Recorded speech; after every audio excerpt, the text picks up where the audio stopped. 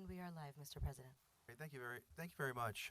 Good morning, colleagues, staff, members of the public. It's 9 a.m. in February 11th, 2025, and we're calling this regular meeting of the San Mateo County Board of Supervisors to order. Let's start with having the clerk of the board provide information on how the public can participate in this meeting. Thank you, Mr. President. Members of the public, the instructions to participate in today's meeting can be found on the published agenda.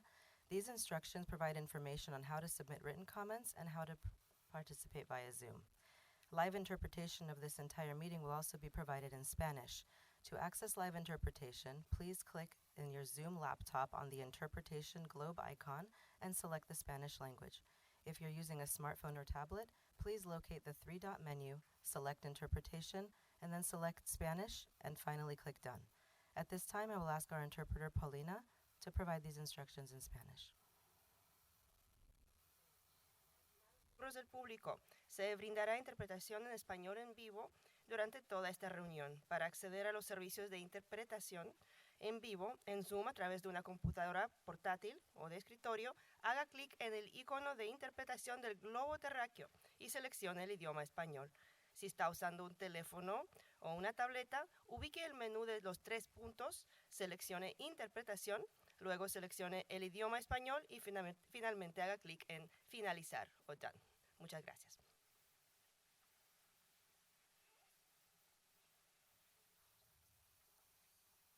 With that, we'll move to the Pledge of Allegiance.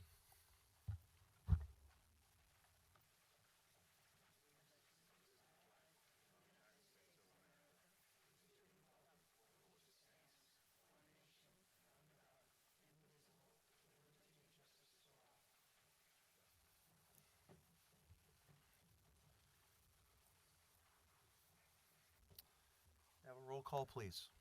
Supervisor Spear? Supervisor Corzo? Here. Supervisor Mueller? Supervisor Gaucher? Here. President Canepa? Here. All present. Thank you very much. We'll now move to honoring the life of and board member remarks. Do any supervisors have comments on things to share for honoring the life of? Yes, Vice President Corzo. So I just wanted to start with some remarks, and I do believe we have some slides that we'd like to show. But first off, I just want to acknowledge the fear and distress that our immigrant communities are feeling at this moment. This is a time in our county where we can and must come together to support our valued community members to create power, not panic. So Supervisor Mueller and I would like to share some important information. As most people here probably already know, the San Mateo County Rapid Response Network is operated by Faith in Action in our county, and so this is a number we encourage people to call if they believe they are witnessing an ICE enforcement activity. I want to also clarify that to date in our county, there have been targeted ICE enforcement operations, but no checkpoints, no raids, and that's a very important distinction. The term raids or redadas in Spanish is something that creates a lot of panic in our community. It kind of drives people to stay home, not shop, not be out in public, which impacts not just our economy, but the mental health of people in our communities. And so we want to encourage folks that if they believe they are seeing something, that they should report it to this hotline to be verified, and to not spread panic by sharing rumors. That's very, very important. And with that, I'm happy to turn it over to Supervisor Mueller. I want to go ahead and thank Supervisor Carzo for her remarks, for talking about the Rapid Response Hotline. I really want to thank the Office of Community Affairs. I've attended two of their events, two of their Know Your Rights workshops on the coast, and both at the Farm Worker Advisory Committee and also in Moonridge. I really want to go ahead and encourage community organizations to reach out to OCA and schedule these meetings. They've been very effective, and frankly, it's hard right now to reach this vulnerable population. So the more events that we have, the better. At these events, these red cards are handed out so that people know what their rights are, should there be an interaction. And it's also just a wonderful time for people to come together and in community gain confidence. The other thing I want to call out really by name Emma Gonzalez. These events have been excellently run. The county is doing a very great job doing them, and I just can't thank them enough for the amount of work that they've put into it.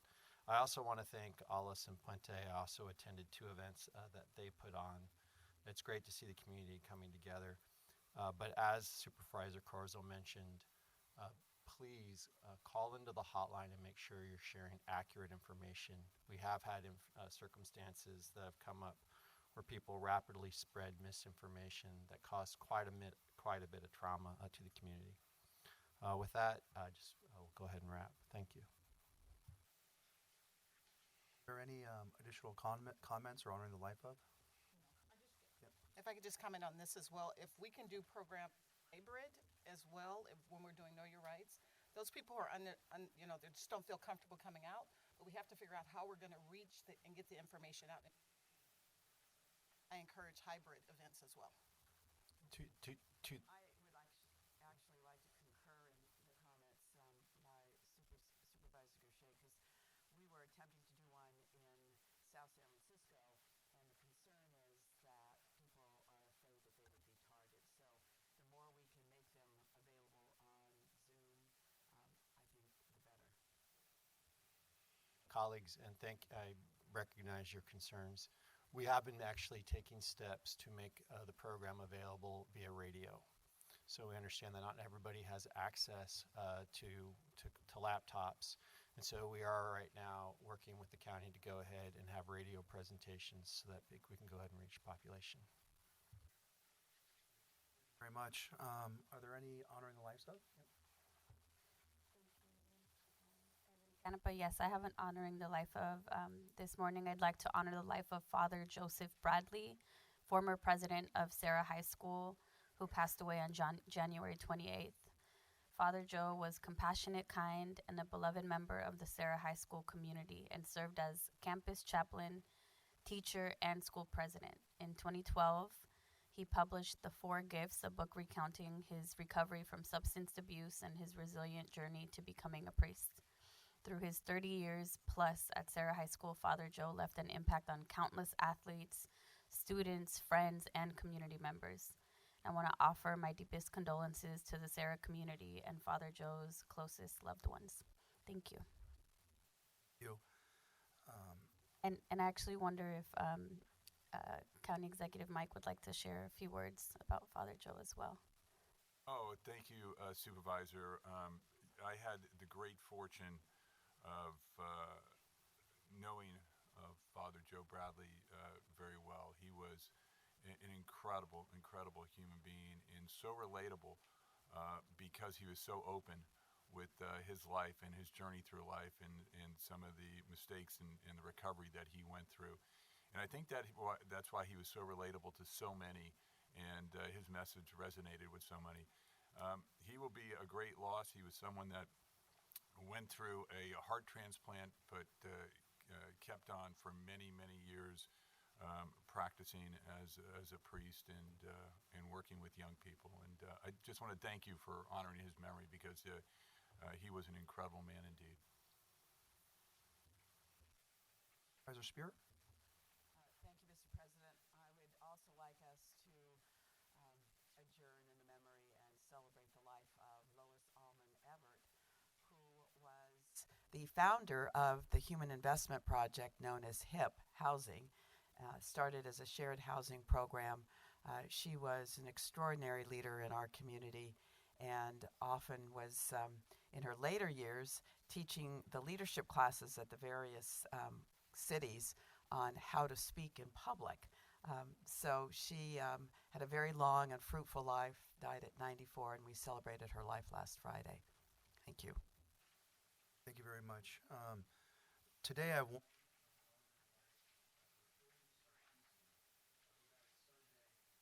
January 26th, at the age of 82, in San Francisco. Hildy was born on September 7th, 1942, in Lodz, Poland, to Helmut and Gertrude Koch in the middle of the chaos and devastation of World War II. She was the youngest of 4 children. She is preceded in death by her 2 older brothers, Eddie and Fred. Hildy was the dedicated, loving wife to Kajag, who preceded her in death in 2019, mother to Aram and Sebag, and mother-in-law to Karen and Tamar. Her grandchildren, Alec, Lori, Talar, Artun, and Siron, nieces and nephews, were a constant source of pride and joy.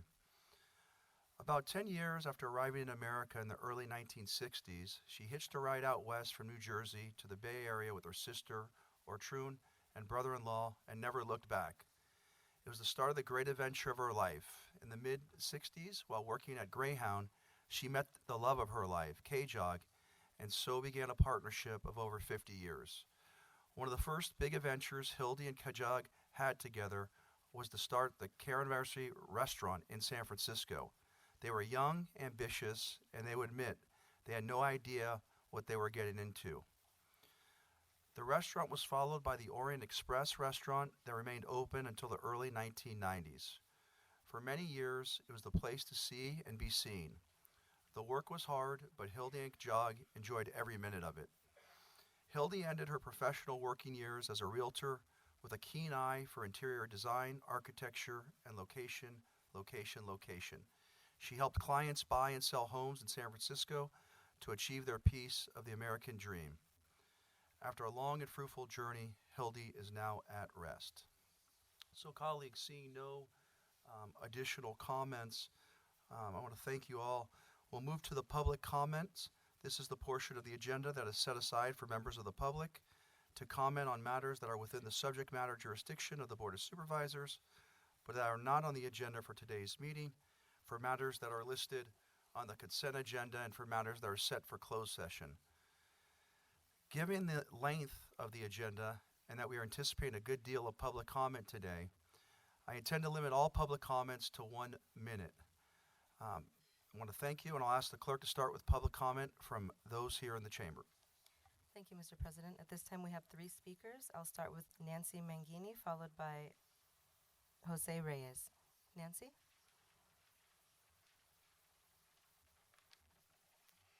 Good morning. My name is Nancy Mangini, and I am a lifelong voter and resident in San Mateo County.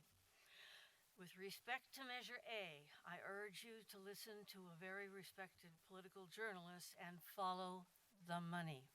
It has been put on the ballot with the pressure of a special interest group, and whether you agree with them or not, they're advocating to invalidate the vote that we had in 2022 to elect a public official. We have a perfectly legal way to remove that vote through a recall election, and that particular special interest group has nixed that. They're paying for all those wonderful signs and mailers, but there is no time between putting it on the ballot and talking about it. I urge the Board of Supervisors to look at what happens in Washington with election denialism. And Jackie, you've been on the front lines of this one. Please withdraw your endorsement of this circumnavigation of our electoral system and let us vote on a recall or not, so we have the time for the full and fair debate on the issues that are present. Thank you. Thank you, Nancy. We'll now go to Jose Reyes, followed by Dan Stedging.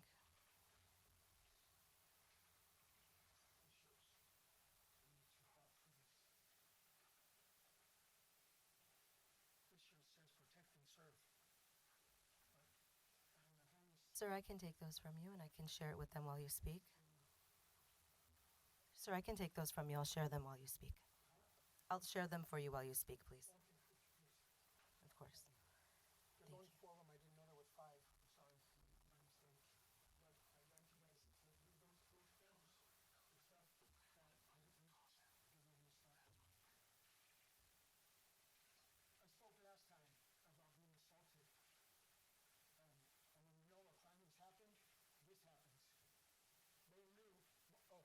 mic, Oh, yeah, thank you you. can go to the mic. I'm sorry. Everybody, hello. All you folks, hello. I was beat 5 years ago. I'm 61 years old. I was hogtied behind my back. They have pictures where they're hogtying the man behind his back and beating him. I was one of those guys. I was beaten in custody. And for 5 years, the paperwork I gave them shows the beating. In the newspaper, in the Post, it spoke of retaliation. It spoke of corruption and everything. The papers you have shows that I wrote letters to Christina's Corpus's offices. I submitted them in custody. I wrote the second level. This is the second level's appeal. You don't have this one because I didn't have copies of it yet. And then I made a phone call to one of your members, and they called Lisa McGuire's office just to have my private defender. Sir, in the mic, please. After I got beat, I picked up 11 cases because the district attorney's office said they can't help me as long as they have a case. Sir, I need you in the mic, please. And then, so I'm hoping that you guys are investigating crimes against them, each other, but I'm asking, protect and serve me. I'm asking for help, and I've been asking. If you read those papers, you'll see I've been asking for a long time. And the thing is, I've been made homeless. I've lost my cars, my homes, my RVs. Cops lying on the road, and my attorney, when Lisa McGuire's office called me, they tried to talk me out of perjury. A cop lied on the road saying stuff, and they tried to say, oh, that's not perjury. If you read what perjury is when you make a false statement. And you If we can wrap up, somebody, please. and then, but thank you guys. I hope you guys will really, I'm asking if you guys get their office to investigate this, because this is a lot deeper than it seems. Thank you so much. Forgive me for taking time, but I will be here every single meeting to speak on it until Thank you something so much, happens. sir. Thank you folks for listening. Thank you. Thank you. We'll now go to Dan Stejink, followed by Brent Turner. Thank you, Thank you, supervisors, for hearing me today. Welcome to the new supervisors also. I'm the ballot opponent to Measure A, Dan Stejink. I urge you to vote no on Measure A.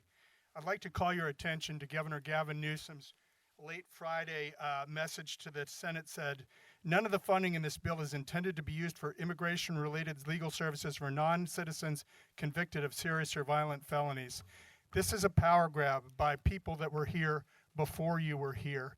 I do not represent the Democratic Party, but I've passed more humanitarian resolutions than anybody else in the state of California combined.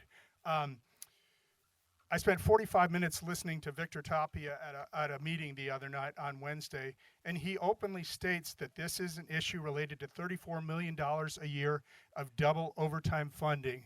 The county needs to put a labor negotiator in this, walk away. It's very clear that the judge, I'm the only one in this room that attended the hearing on this issue in Superior Court. It's very clear that there's no way the judge is going to allow you to proceed on Measure A, regardless of the outcome. Vote no on Measure A. Thank you for your attention. Thank you for your diligence, and welcome. Stejnik? Thank you, Dan. We'll now go to Brent Turner, our last speaker.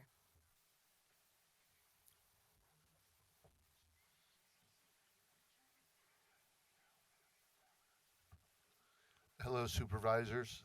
My name is Brent Turner. I know most of you. Great to see you all in your new environment here. Lovely, my first time here. I just wanted to mention, and I'm known nationally and locally as an election systems analyst. I have advocated for open source election systems. I do have a good working knowledge of elections. The Measure A situation, the workaround to the normal procedure of a recall of the sheriff struck me as awkward, and I just wanted to sort of reiterate what the previous speakers have mentioned. But from the legal perspective, it seems odd to me. I don't really understand what's going on, all the intricacies of the issue, but I do know that from an election side, it seems irregular, and so for that I would associate myself with the comments of Nancy Mangini and Dan Stejink. Thank you. Thank you so much, Mr. Turner. Thank you. Mr. President, now we can turn to Zoom comments. Public on Zoom, please click raise hand. This is for the general public comment section. As a reminder, today's consent agenda begins at item 6 through and including the end of the agenda at closed session number 26 as well as the board member remarks. At this time, we have 2 hands raised. Martin Fox, followed by Forensic Mama. Martin, please unmute and begin.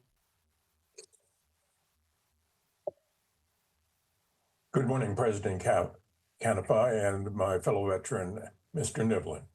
Supervisors Corzo, Mueller, Gauthier, and Spear, and County Executive Mr. Callaghy. Thank all of you for your service to the county. But please make the county safer and healthier for persons living with serious mental illness and their families by supporting the vigorous implementation of Senate Bill 43. It's been kicked down the road far too long. Senate Bill 43 should have been adopted over a year ago, and we wouldn't have the kinds of emergency room problems that we're having at places like Mills Peninsula Hospital, who is hiding behind Senate Bill 1416 and refusing our police officers to take custody of the mentally ill they present. Thank you. Thank you, Martin. We'll now go to Forensic Mama, followed by our last speaker, Carlisle Ann Young. Forensic Mama, please unmute and begin.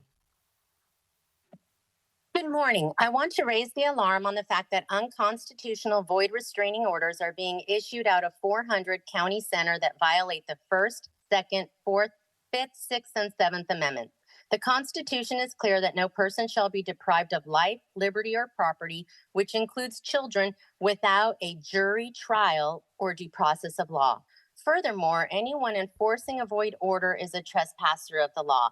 These are acts of treason, and we the people want audits of all these cases.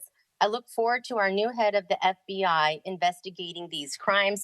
We the people want the family court shut down and investigated. And I also want to know the identity of the men and women who are paying to rape children in America. Many of these restraining orders are being issued against parents who are trying to stop their children from being raped and being abused by violent men. You're the Board of Supervisors. You need to stop all of this. Thank you. Thank you. We'll now go to our last comment from Carlisle Ann Young. Carlisle, please unmute and begin. Good morning. I wanted to say that in the last few board meetings, it's very difficult to hear tuning in by computer. And I've asked other people and they said they had their volume up all the way on their computer too, like I did.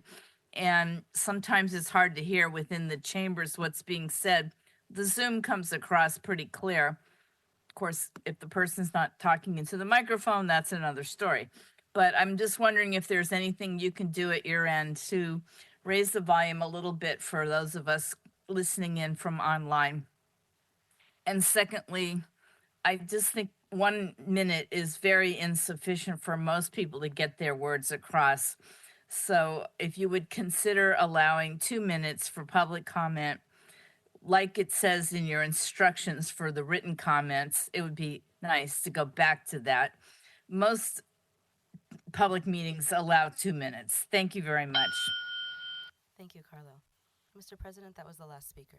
Great. I just want to thank all those who shared their comments. We'll now take action to set the agenda, approve the consent agenda. Can I get a motion to set the agenda and to approve the consent agenda?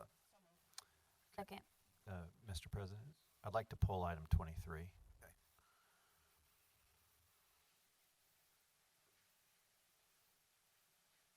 All right. great. So we have a motion and a second. And Mr. Mueller, do you have a preference when you would like to hear item 23? Why don't we go ahead and hear it at the back of the agenda so that those who brought the item, I believe it's the Sheriff's Owasso grant, in case they want to come and answer questions. Great. All right. So that's a friendly amendment. Great. Can I have a roll call, please? Or yes. And this is approving all consent agenda items while moving number 23 to the end of the regular agenda. Roll call vote for Supervisor Spear. Supervisor Corzo. Yes. Supervisor Mueller. Yes. Supervisor Gaucher. Yes. And President Canepa. Yes. Motion passes. Thank you very much. We will now move to the presentation and awards.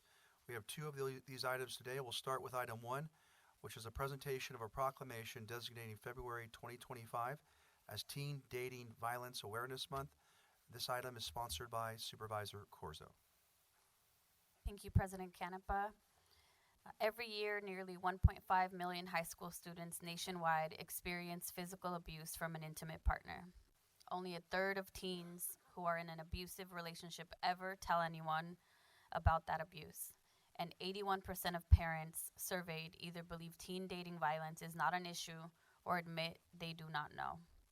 As chair of the Domestic Violence Council, I'm recommending that the board recognize February 2025 as Teen Dating Violence Awareness Month. One of the DVC's areas of focus is education and awareness, and by issuing this proclamation, we elevate this issue and help to educate the public. And here to share more are Robin Jensen and Maria Coronado from Cora and about their youth education program. Welcome. Thank you. Can everybody hear me? Okay, thank you. Good morning, everybody. And I just wanted to take a moment to first say thank you to the Board of Supervisors for taking a moment to recognize the importance of raising awareness on teen dating violence.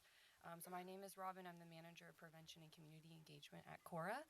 And Cora, for those of you in the audience who don't know, stands for Community Overcoming Relationship Abuse, and we are the only provider of domestic violence services to the county, including our youth program, which Maria will speak on in a little bit. So I just wanted to start by talking a little bit more about the importance of teen dating violence and intimate partner abuse. So we have seen in our youth engagement program a lot more tech-enabled abuse, which is including non-consensual sharing of images, the tracking of youth by a partner that they may not want someone to know about, and also the sharing of social media images if somebody doesn't want it shared. We also know that relationships are highly romanticized through media, which makes it much more difficult for youth to know when something is healthy or unhealthy. And as Supervisor Corzo mentioned, youth that see or experience domestic violence at home are much more likely to experience abuse in their own relationship. So our YAY program, our Youth Engagement and Advocacy Program, we're in 7 middle schools, 17 high schools this school year, all across San Mateo County. Workshops for this school year, we've done 175, with more to come through the end of the school year, and we've reached an estimated 2,400 students. Hi, my name is Maria. I am the youth educator for YAY program. YAY stands for Youth Engagement Advocacy. During our healthy relationship workshops, we do offer a healthy relationship quiz for teens to take to kind of determine, what type of relationship they're in, if they need, any type of help or anything like that. These are some of the highlighted questions we do offer out of the 7. Does your partner go through your phone, know your passwords, look through your personal belongings without your consent? Does your partner criticize, what you wear, who you hang out with, how you act, or how do you carry yourself? Is your partner physically aggressive when they are upset or angry? Just questions to get them going and thinking about certain things. And these healthy relationship quizzes are offered in Spanish and English.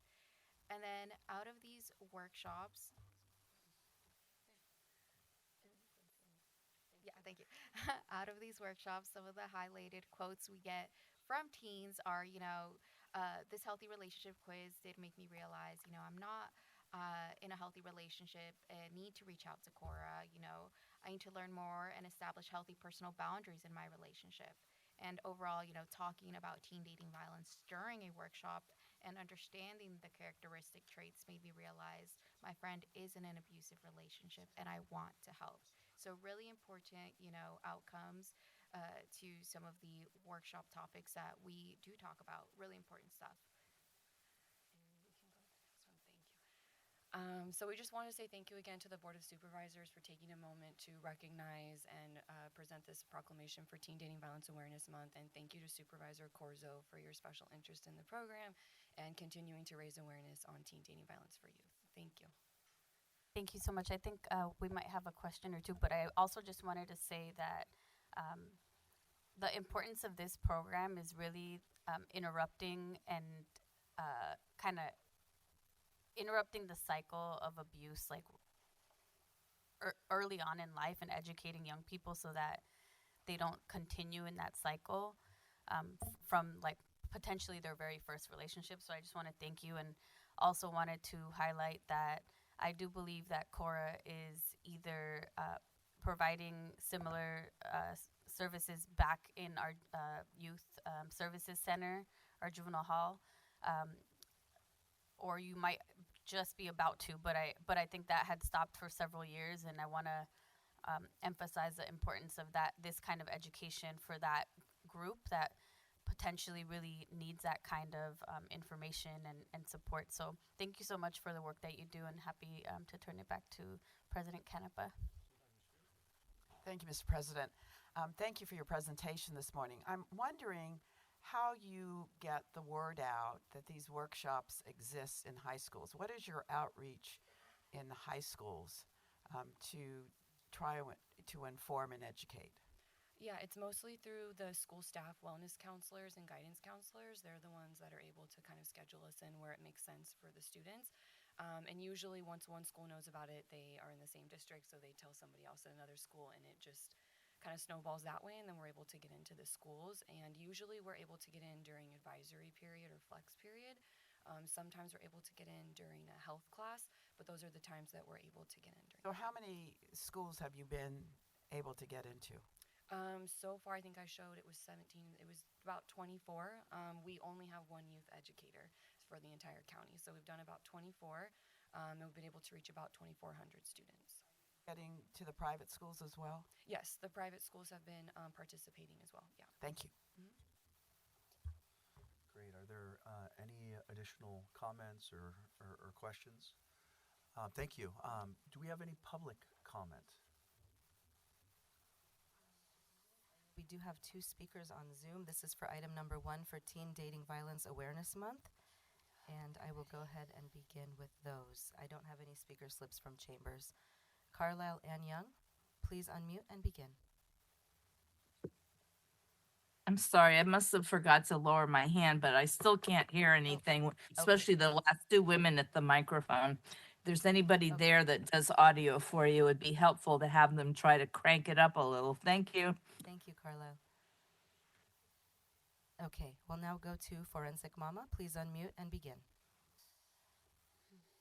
Yes, I just wanted to say that that room looks empty, and President Canepa claimed that there were going to be a lot of people making public comments, so he wanted to reduce our speaking time from 2 minutes to 1 minute, and we only heard from 2 people in Chambers and 2 people on Zoom. So I just want to call out the violation of our First Amendment rights to redress of grievances to our government. So thank you. Thank you. Mr. President, that was the last comment. Supervisor Corzo. I just want to thank you both to close out. Really grateful for your work, and you know, not everyone has the gift of being able to connect with young people and really help them get to that place of awareness and recognition, and create like a safe space for them to do that. So I want to thank you. And with that, I'd like to move that we proclaim February Teen Dating Violence Awareness Month. All right, there's a motion on the table. Is there a second? Second. Can I have a roll call, please? Supervisor Spear? Supervisor Corzo? Yes. Supervisor Mueller? Supervisor Gaucher? President Canepa? Motion passes. Colleagues, thank you very much. You did wonderful. Thank you for your presentation. Supervisor Corzo wants to... Yeah, I actually would like to present this. Invite my colleagues for a picture if they'd like.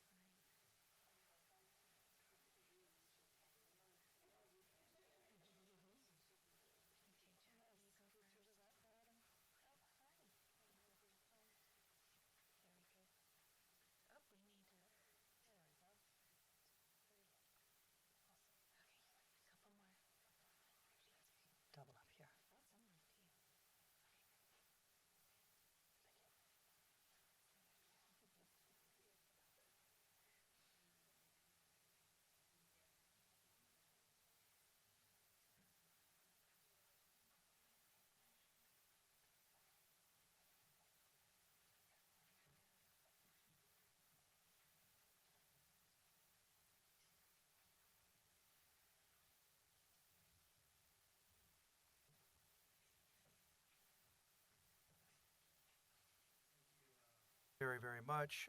We've now moved to item 23, which was pulled off the consent agenda, and that's item A, authorizing an agreement with the City and County of San Francisco for the distribution of FY 2024 Urban Area Security Initiative grant funds, as well as item B, authorizing the sheriff or sheriff's designee to execute interagency agreements, the amounts not to exceed $350,000. With that, my understanding is we have Mike Senna here. Mike? Good morning, sir. Thank you. Hi, Mike. Can you identify the organization you're with again? Absolutely. I'm I'm the executive director for the Northern California Regional Intelligence Center and the Northern California High Intensity Drug Trafficking Area. Okay, so actually, I was hoping to speak to someone from the sheriff's office. So I think what I'm just going to do, I might have to go ahead and ask the chief executive, because I had some questions really about the administration of the UWASI grant program. President, I think that Mr. Santa would be qualified to answer those questions. So can you tell me, sir, who administers the UWASI grant program for San Mateo County? Absolutely. The grants are administered through the City and County of San Francisco. So every urban area across the nation has a fiscal agent that takes responsibility for that. And for our area in the Northern California region along the coastline, it's the City and County of San Francisco. But what agency in San Mateo County actually applies for the grants? Like what's the coordinating agency in our county? The grants themselves are coordinated through the sheriff's office and through about a year and a half ago, the coordination of those grants were actually transferred over to my fiscal agents in the office, and we do the management coordination for that for the county resources. So I have a grant manager in the office that does all the coordination effort, and then I manage that as well. All right, but in terms of our county, who actually identifies the opportunities for the different departments to apply for the grants? That would be through the sheriff's office, through their what was formerly the Office of Emergency Services, the Bureau of Emergency Services, that coordinates that grant opportunity. There is funding, at least at the local level, that coordinates through the sheriff's office. So the Urban Area Security Initiative has a board that serves. And currently, it's Bill Young, lieutenant from OES, that is the person that represents the county on that management authority, the approval authority for the UWASI. If we're trying to look prospectively forward at what may be available in UWASI grants to our county, is it possible to look backwards and see what we've received? Oh, absolutely. We have lists and inventories of everything that's gone through, both through the UWASI funding, but there's also State Homeland Security Grant Program funding. So there's actually two separate funding streams that come through the Department of Homeland Security.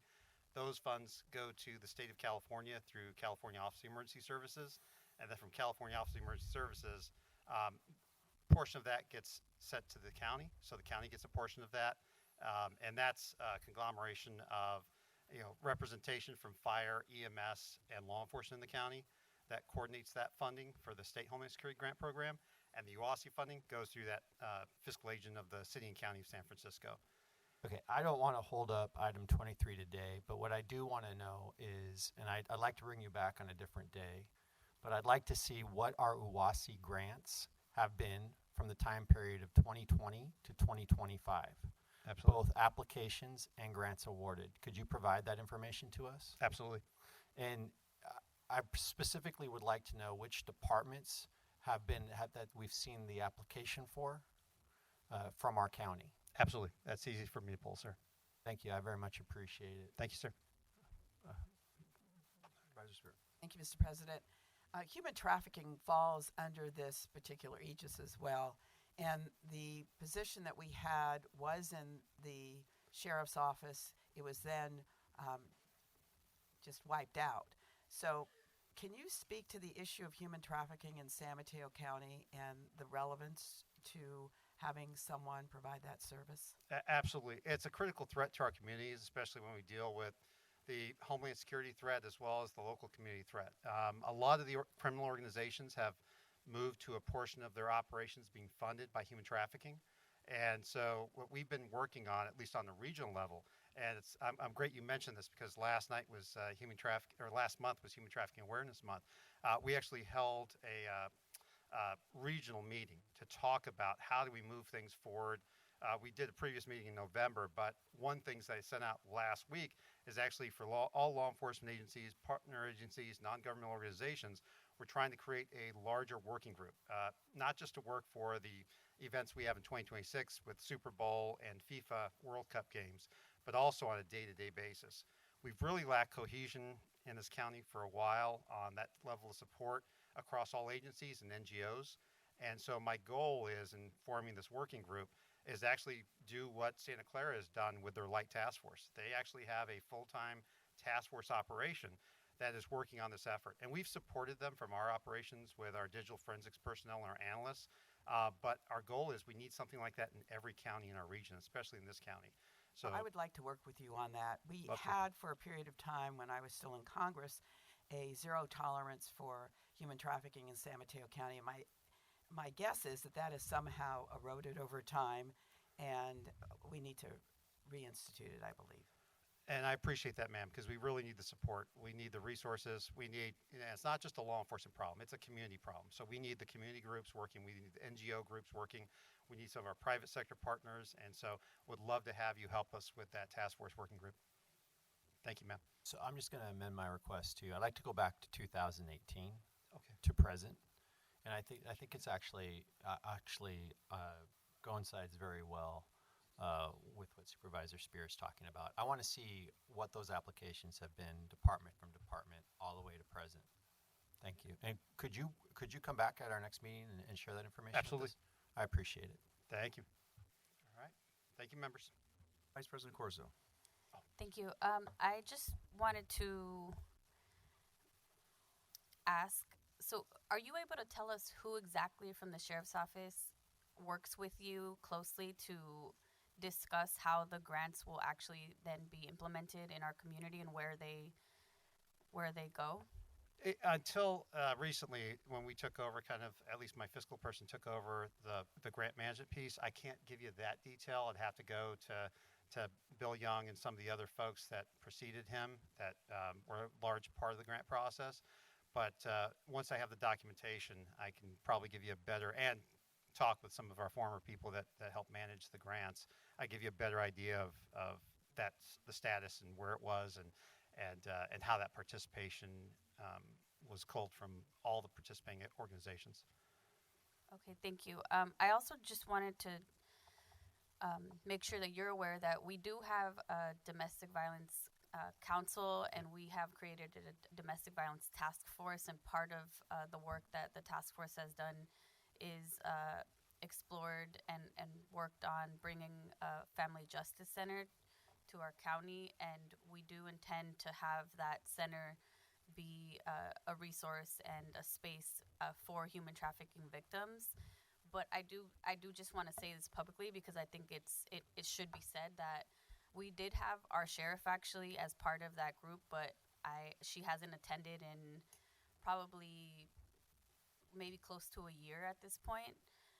And it's a little concerning to me that we're not even sure right now from our sheriff's office who is implementing this work. The position was eliminated, and we're just not really having conversations. Like, I don't think that we knew that you had a regional meeting. We haven't gotten any reports or information about that and what we can and should be doing.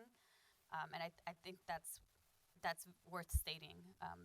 And if you know something different, I would love to hear that, but that's kind of my assessment right now. Thank you for those comments, ma'am. And as I've always said, I'm a regional resource for you. Anything that you need, that's what I'm here to get. So our goal is we want to move forward and bring together a more cohesive environment against human trafficking, involve all of our nonprofits and our NGOs that we can get, because right now people don't know the resources and we don't have a map. And there are tools. I've talked in the past about the tools we're creating to geospatially see where resources are and where we have gaps in our environment, and that's also part of what's on the agenda for approval too, to get those resources out there. So thank you. Thank you. Great, thank you so much. So with that, I'll move approval of 23, and I look forward to seeing you at our next meeting. Thank you. I will look forward to seeing you all soon. And if you need anything, as always, please call me. All right, so there's a motion second. I don't think I we've think taken public. thank you. I was going to say we need think public comment. I think that the motion also should include a reference to moving the item on the agenda. It was actually moved to the end of the agenda. I think the motion ought to be to move it to where we're now considering on the agenda. So it should include both approval of the item and a moving of the item to where it is now. Okay, so I'll amend my motion to move item 23 to present for consideration, as well as I'll first on item 23, move the item. Okay, there's a motion second. Let's go to public comment. Great. I do have one speaker slip from Chambers, and then we'll go to Zoom for Dan Stejink. Okay. And now we'll go to public comment on Zoom. We have two hands raised. That's for Ann Schneider and Forensic Mama. Ann Schneider, please unmute and begin. Thank you. Thank you for this agenda item. Just to let you know, because I can't remember when the last Super Bowl was, the city of Millbrae was involved in working on human trafficking at that time. All elected officials and our hotels were given training on that. So whatever that time period, if it's covered by the motion 2018, if not, I encourage you to go back to the previous Super Bowl. I also am curious, given that San Francisco administers this funding, and San Francisco, especially the airport in this case, has huge bearing and huge impact on human trafficking, on that, as well as other forms of transportation, that you include the cities into this task force and you make sure that San Francisco is not ignoring its impact on San Mateo County. Thank you. Thank you, Ann. We'll now go to Forensic Mama. Please unmute and begin. Yeah, I really just want to throw up at listening to all the gaslighting that is happening to the public, and psychopaths gaslight the public. Human trafficking is being run out of 400 County Center. The nonprofits and the NGOs are the ones funding the human trafficking. I was just watching an interview with Tim Ballard of the Sound of Freedom movie, who was explaining that. And we certainly need the Doge to look at all the funding of these unelected bureaucrats hiding in the shadows who lie to the public and say that they want to help when they're really participating in the human trafficking. This is just disgusting and shameful. I know victims of the human trafficking. I know children are being raped in San Mateo County, and all of you are covering it up, and there you are asking for more money to do it while you tell blatant lies. Resign. Mr. President, that was the last speaker. Okay, thank you very much. Can we have a roll call vote, please? Yes. Supervisor Spear? Aye. Supervisor Corzo? Yes. Supervisor Mueller? Yes. Supervisor Gaucher? Yes. President Canepa? Yes. Motion passes as amended. All right, wonderful. We'll now move to item 2, which is a presentation of a proclamation designating February 2025 as Black History Month. This item is sponsored by Supervisor Gaucher. Thank you, President Canepa. Can you hear me? I want to make sure that we've addressed the hearing, okay. Let me see if I can get a little bit closer. Is that better? I'm all the way on the mic, though. Okay, so as we celebrate Black History Month, let us reflect on the profound impacts of African Americans on our nation's history, culture, and progress. This year's theme, African Americans in Labor, honors the tireless efforts and invaluable contributions of African Americans throughout the history of the United States. From the fields to the factories and from classrooms to boardrooms, African Americans have been essential in shaping every aspect of our society. Our resilience, creativity, and determination should be inspiring. Under the current administration, this rich history is in jeopardy of being forgotten if students are prohibited from learning about the contributions made to this country. While dates like Martin Luther King Jr.'s birthday, Black History Month, and Juneteenth have been eliminated from the federal government, I'm proud to be able to present this proclamation in San Mateo County today and thank the leaders. Let's continue to tell the stories and celebrate the accomplishments while preparing for the future. Dr. King once said, "The time is always right to do what's right." We've invited today Maurice Goodman, the president of the NAACP, and Carolyn Hoskins, the owner of the Dominique Hoskin Black History Museum, to receive the proclamations and have a few words today. Let's embrace this month as a chance to educate ourselves, celebrate our achievements, and acknowledge the ongoing fight for equality and justice. Together, we can honor the past, celebrate the present, and pave the way for a more inclusive future. Remembering, Black history is American history and should be celebrated and acknowledged every day. As you look up on this slide, and I want to thank my staff for this slide, it has the past, present, and future. And if you see in the corner, my grandson is there because he is our future. We want to make sure that we are creating an environment and society where all of our children can compete and thrive and survive in this innovation economy. I want to invite our Maurice and Carolyn to the mic to have a few words, please.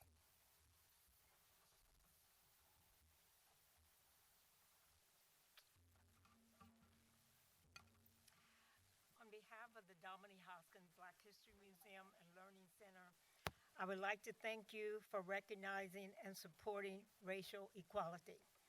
You have always supported the museum, and I thank you.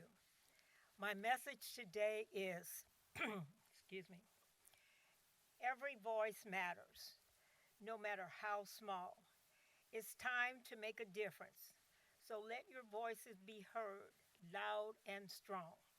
So assemble, resist, boycott, demonstrate, march, write letters, ask questions, unite, but most important of all, don't quit.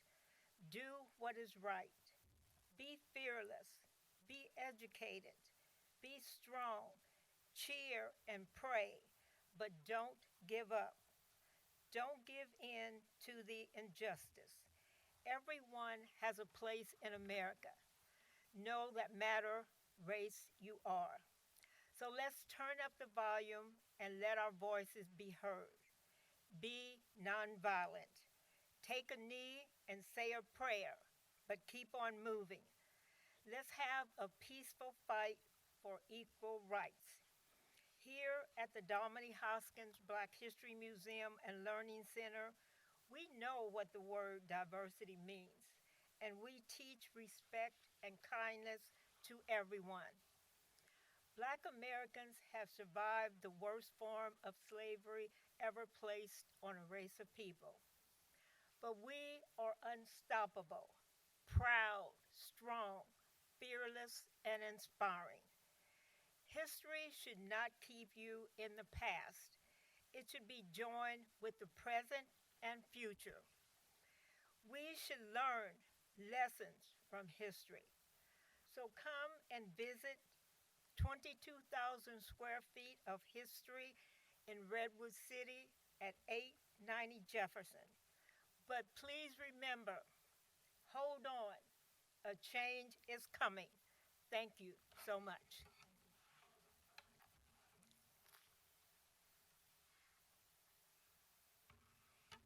Good morning, County Attorney, County Executive, staff, President Canepa, and honorable board members. My name is Maurice Goodman. I represent the San Mateo NAACP. Dr. King spoke of a dream, a vision where justice rolls down like waters and righteousness like a mighty stream. That dream is not realized through words alone, though.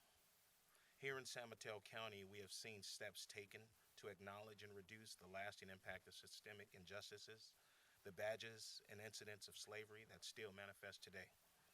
From economic disparities to access to affordable housing opportunities, paving the way for free community college, and commitment to education, we recognize the strides made, and we remain steadfast to the work ahead in criminal justice reform, true public safety citizen oversight and accountability, and equitable access to quality, healthy food.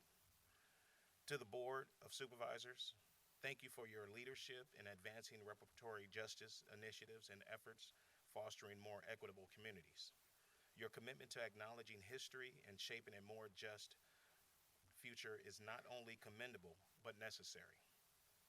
I only hope that we can follow the lead of our neighbors to the north and south of us in San Francisco and Santa Clara counties, where they created formal committees to address the aforementioned badges of incidents and address the continued systemic reparatory justice. This proclamation is a reminder that while progress has been made, the fight continues. Together, let us move forward with the same courage and conviction that Dr. King embodied, ensuring that justice is not just an aspiration, but a reality for all. Thank you, and I hope to see you at our gala in March. Thank you. Thank you. I'm going to turn it now back over to our president for questions from that. Great. Are there any questions or comments? Thank you.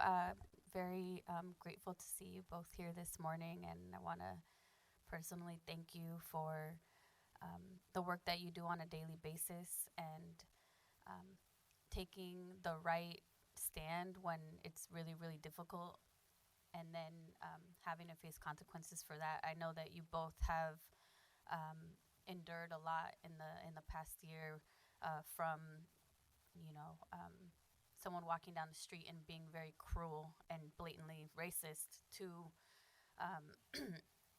political pressure that had very inappropriate racial undertones. And I want to say something that's kind of on my heart right now, and something that I've said to people privately, but I think as a community we really need to think about the reality that we have less African American residents than we did 10 years ago, than we did 20 years ago, and we just think that it's okay, that it just happened by itself. But I think that actually is the consequences of policies and decisions that people made, and we really need to reflect on that. And so I do think it's important that we continue to have those difficult conversations and really analyze the status of our African American community in this county.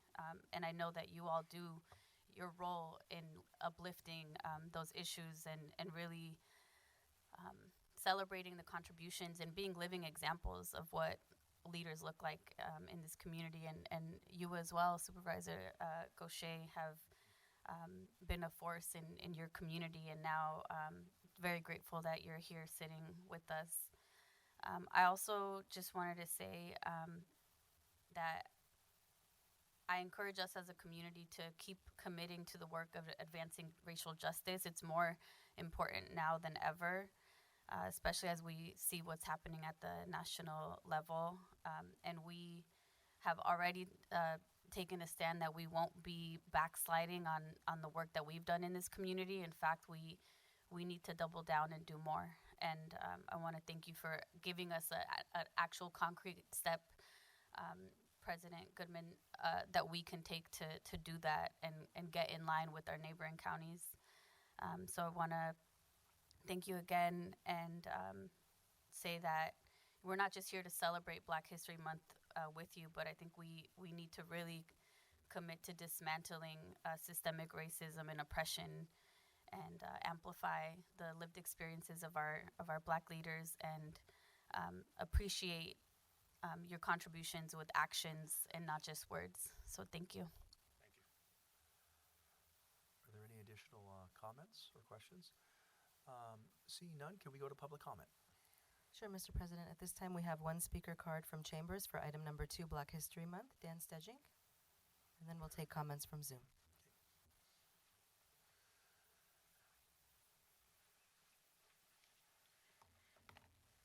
Thank you very much, Supervisors. I obviously can't speak for the Black experience, won't attempt to do so. I will say that Black folks are getting gentrified out of San Mateo County every day. 1954, the city of Belmont openly advertised they had 4 Black people as a selling point. It's in the Haas report. In the most recent mayoral term before Noelia Corzo took action, they dropped Black citizens from 415 to 325. It's still happening every day. I'd like to thank both the speakers here tonight as tireless heroes of the movement. Dominic Hoskins, Black History Center and Learning Center on 890 Jefferson for a multi-decade dogged pursuit of that museum, and Josh Becker for his assistance funding that. And I'd like to thank Maurice Goodman, former college community president. He is a good man. He has a tireless commitment to people of all colors. Thank you. Thank you. And now, Mr. President, I don't have any other speaker slips, so I'll go ahead and take comments from Zoom. Members on Zoom, please go ahead and click raise hand to comment for item 2 on Black History Month. Seeing none, that concludes public comment. Supervisor Gaucher. Thank you. We do have a proclamation, but what I'd like to do is see the county do a study and us gather to understand the status of African Americans in San Mateo County, because we know the numbers are dwindling, and the high cost to live here is also an issue as well, but would really like to understand how we can be supportive. So to staff, we'll meet and figure out how we can support and study this issue. At this point, we have proclamations, and I would love to present them to you and have my colleagues join us for a picture. Oh, I'm sorry. I'm moving ahead, and I forgot to make a motion. I'd like to make a motion that we accept this proclamation designating February 2025 as Black History Month. Second. Roll call, please. Sure. Supervisor Spear? Aye. Supervisor Corzo? Yes. Supervisor Mueller? Yes. Supervisor Gaucher? Yes. President Canepa? Yes. Motion passes.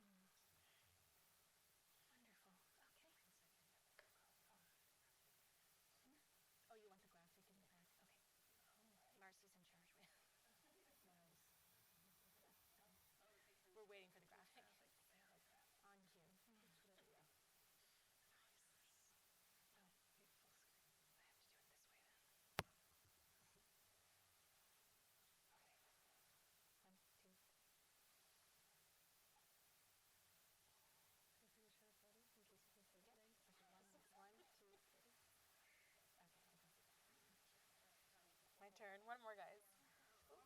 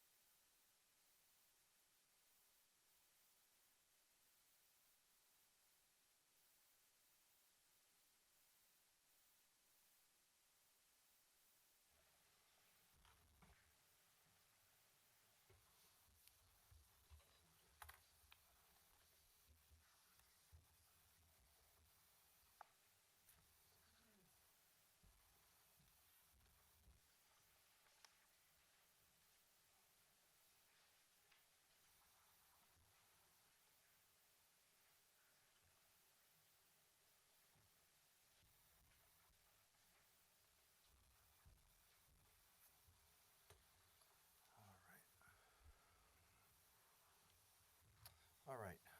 It's now time for us to move to the regular agenda.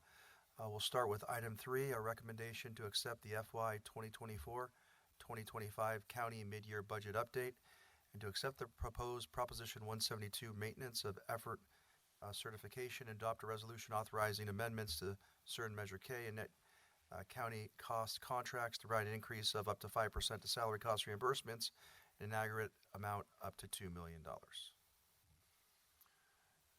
Thank you, President Campa and members of the board. I appreciate this opportunity to update all of you, and really this is a prelude of things to come as we start in the late spring to build our two-year budget with all of you. And I thought, as always, I would start with a quote, and this one reads, "Never doubt that a small group of thoughtful, committed citizens can change the world.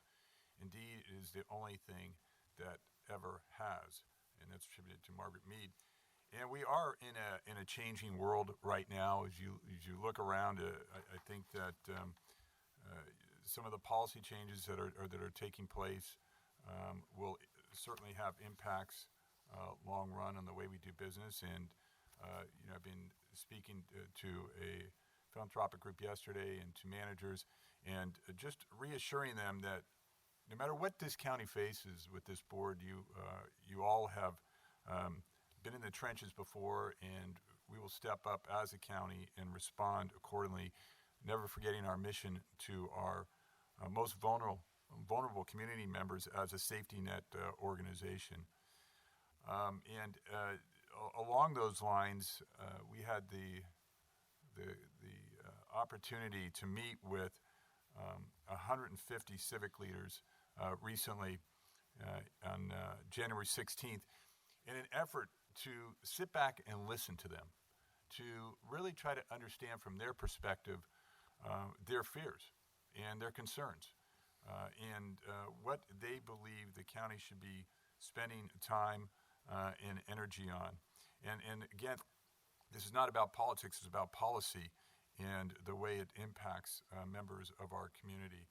So we did have presentations on the state budget, the SNAP program, Medicare, Medi-Cal, Child Protective Services, housing, and immigrant communities, which I think started the thought process for us on how we can come together as a community. And we know that there's certainly strength in numbers and that we are stronger together.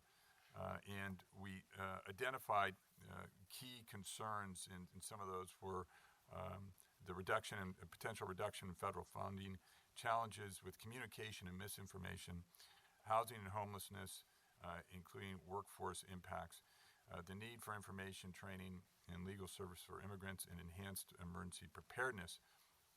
And we'll talk a little bit about that more in our next segment as we move into that area of possible impacts on federal policies. But let's talk about the priorities of this board as we know them, and we can start with housing and homelessness, and I'm happy to give you an update as to where we are. And because of your efforts, we're addressing homelessness through a robust community and countywide homeless response system that includes now 694 interim shelter units for adults, families, and youths. 694 because of your efforts. And we are getting there. We're at a crossroads now that is a milestone for us. We're at the point where we've just about have more housed than unhoused in this community. And we have to continue to push down that number of unhoused and increase the number of housed.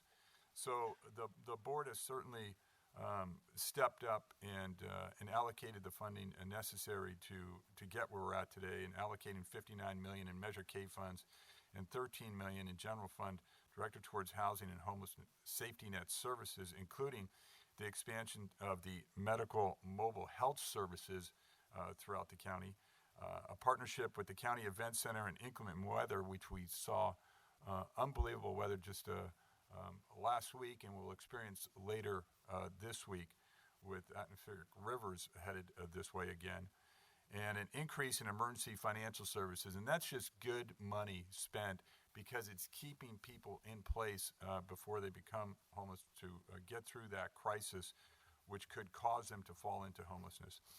The Navigation Center is in its second year of operations, and though not perfect, we are learning a lot about the wear and tear on the facility.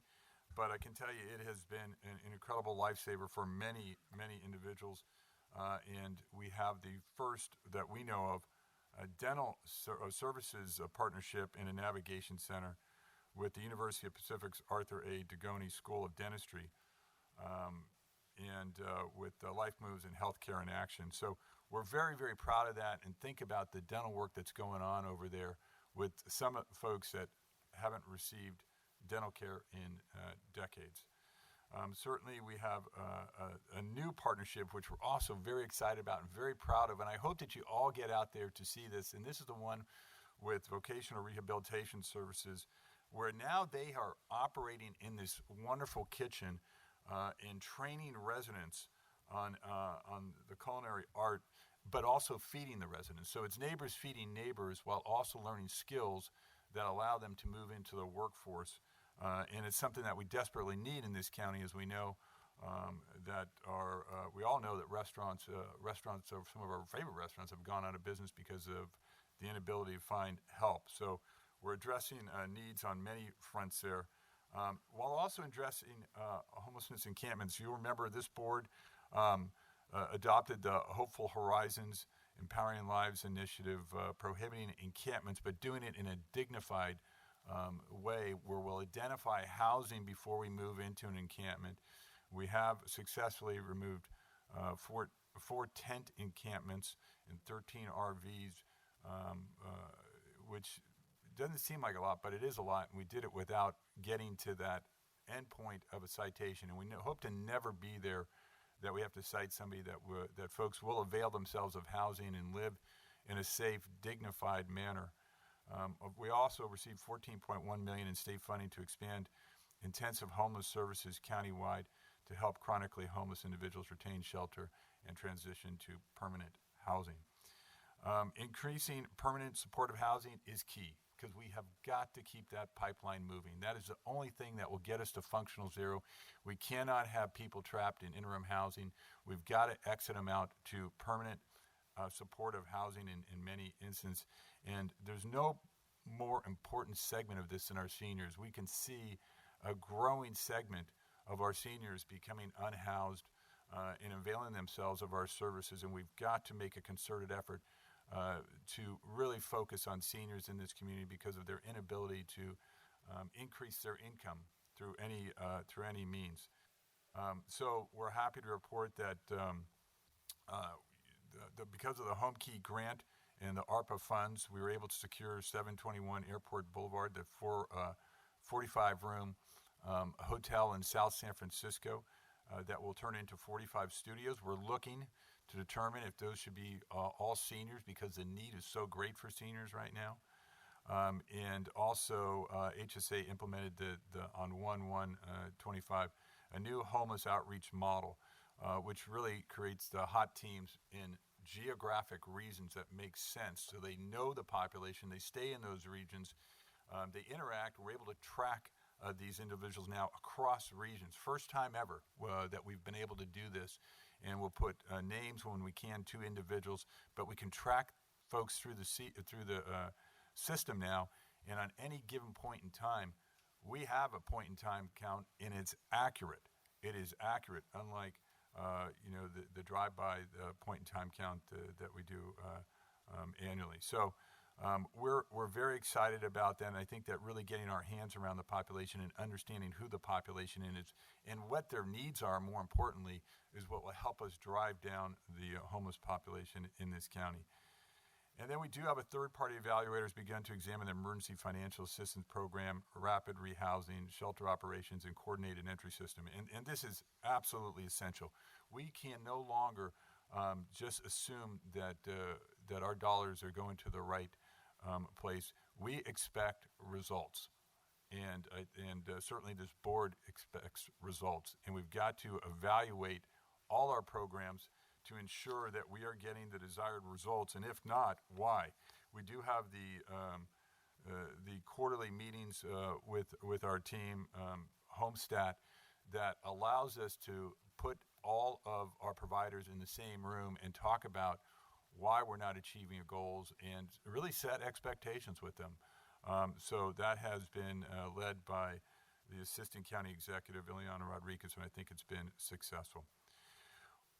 And we'll go on to the next board goal, and that's really with our children, our families, and our seniors. And, when we talk about kids, nothing can be more important. We know that childhood is precious and fleeting, and once it is gone, it is gone. We can't recreate a childhood. And therefore, we've got to ensure that kids have the opportunities necessary to succeed in this county across socioeconomic boundaries. And to that end, this board has again stepped up. The budget that would include state, federal, and net county cost for children, family, and seniors is $700 million, which equates to about 22% of the general fund budget. So this investment underscores the dedication this board has made to that segment of our population here. HSA Intake and Emergency Response Program handled over 5,100 reports of child abuse and neglect. Isn't that a sad tale in a sophisticated county like San Mateo County? 5,100 reports of child abuse and neglect, and provided trauma-informed case-level services to 257 kids and youth in our community. The CSF program also secured permanent housing for 17 children and providing stability and opportunity for vulnerable youth. In Measure K, we have 8.1 allocated to the Big Lift, and the Area Agency on Aging, the AAA, the other AAA, provided essential services including over 286,000 meals to the hungry in our community and 1,700 transportation rides for older adults and individuals with disabilities, and that was in fiscal year 23-24. The in-home support services, known as IHSS, supported over 8,300 residents, enabling them to live safely at home, which is key to allow these folks to age in place at home, but while also getting the services necessary with their daily needs. While Adult Protective Services also assisted 85 individuals with their Safe at Home program. And emergency preparedness, another key area for this county, and looking at the devastation in Southern California, this never takes on more of an urgency than now. Just witnessing what could occur in just a day's time with massive devastation from a fire that swept through communities down there. And our heart goes out to those that are in the process of rebuilding not only their homes but their lives. So this is something that this board has been focused on for years now, and we will remain focused on this to the best of our ability. And again, it takes on a new urgency because we know it's not a matter of if, but when we will suffer a major earthquake in this area, along with the other natural disasters that we've seen, fire, and who would have ever thought we would have had a tornado warning in San Mateo County, but we're there now too. So resiliency is the key here. We spent $13.6 million in Measure K funding across departments in 24-25 budget directly targeting emergency preparedness. Additional support comes from the general fund of $3.5 million directly associated with DEM and state and federal sources. And DEM strategic projects are focused on enhancing resilience and hands-on training, preparing for all hazards. And we find synergy in that. If we're prepared, we should be able to really deal with all hazards that come our way instead of specifically looking at them individually. But we are creating tailored toolkits to help the jurisdictions. And I know that Supervisor Spear will have an event later on this year to give the community more tools to utilize and more information. In 24-25, fire mitigation funding from Measure K has been utilized by the Parks Department to support a large-scale biomass removal. Remember at Quarry Park, the devastation up there because of the storms and all the downed trees that were just sitting there as kindling with the eucalyptus trees. So that prior fuel reduction has really taken out those trees and relieved that area of all the logs, the fuel that was sitting there. And the funding was utilized also for contractors to use as an air curtain burner on site as a method to dispose of the excess. Let's go on to countywide equity initiatives. And when we talk about equity, we talk about really leveling the playing field so everyone in this county has an opportunity, and that is the key. We are, in Shireen Malikafazi does such a great job of leading the effort here and keeping us all aware of opportunities to involve more of our community members and to really allow everyone to succeed successfully in this county and develop a path for that. So we developed a data dashboard to spotlight disparities across various demographic groups, and I think that that's the key to understanding where the disparities are so that we can take affirmative action to close those gaps. And they will also finalize its mobility action plan, which outlines key recommendations and strategies to address these disparities. And certainly the Office of Labor and Standards, which this board established late last year, we're very, very excited about that. No one should suffer wage losses or be taken advantage of in this county, and now we will have a new voice and a new prosecution tool for those in this county that seek to take advantage of workers. And this should be a clear message to all the employers out there that there will be someone watching to ensure that everyone is treated fairly and is compensated fairly in this county. In the next fiscal year, the county will also implement changes in its procurement policies, and this is something that we've really strived for. We spend billions of dollars on goods and services in this county, and we want to make sure as much of that money stays in this county and supports the businesses in this county who support the workers in this county who live in this county.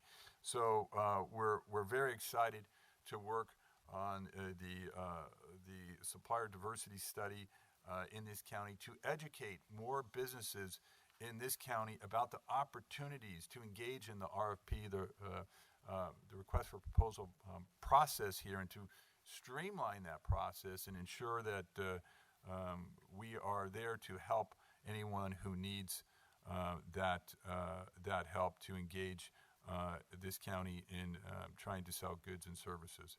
So we're excited about that. And also on, as of January 1st, 2025, you'll see that there is an equity statement in all the board memos. And that just reminds us of how your dollars are helping to really spread across this county and uplift everyone to ensure that that everyone has an equal opportunity to succeed. So with that, I will turn over right now to Mr. Mankia, the podium, to really give you an update on the key financial conditions. So good morning, President Canepa and honorable members of the Board of Supervisors. I'm going to kind of go over a few numbers just to kind of give you an idea of where we are currently at for the year. The slide you have in front of you is our fund balance slide. This is a projection to where we would end up at year end. These are dollars that would be carried over to the following year, unspent in the current year. The first piece that you see is what will actually be going back to the agencies within the county. So within the general fund, they will be able to keep $36 million of those dollars to be able to do one-time services as per our financial policy that we approved at the September board hearings. For non-departmental services, which is our main county pool, you will see that we have $84 million rolling over. The rollover of $84 million and the $36 million is mostly due to salary savings, some contract savings, supplies and services savings that changed throughout the budgeted time to now. Of the $84 million, much of those dollars will actually be going to help pay for the VLF shortfall, which will also be a portion of this. And then the remaining of that will actually be going to one-time projects that we need for our facilities to make our facilities whole and keep them in shape for our residents to be able to utilize. And then the last portion will be going to our reserve to meet our reserve minimum of now 11% that the county put in September. You also see that the non-general fund departments at the bottom will be carrying over $38 million. Most of those dollars are actually for roads, sewers, special districts, utilities, solid waste. Those dollars just go back into the system to be able to manage those projects going forward. Here you see our vacancy and turnover rates. We felt that this was a very important slide because much of the dollar value associated with what's going on that you saw on the previous slide is due to those vacancies. So here you see our current vacancy rate is at 12.3%.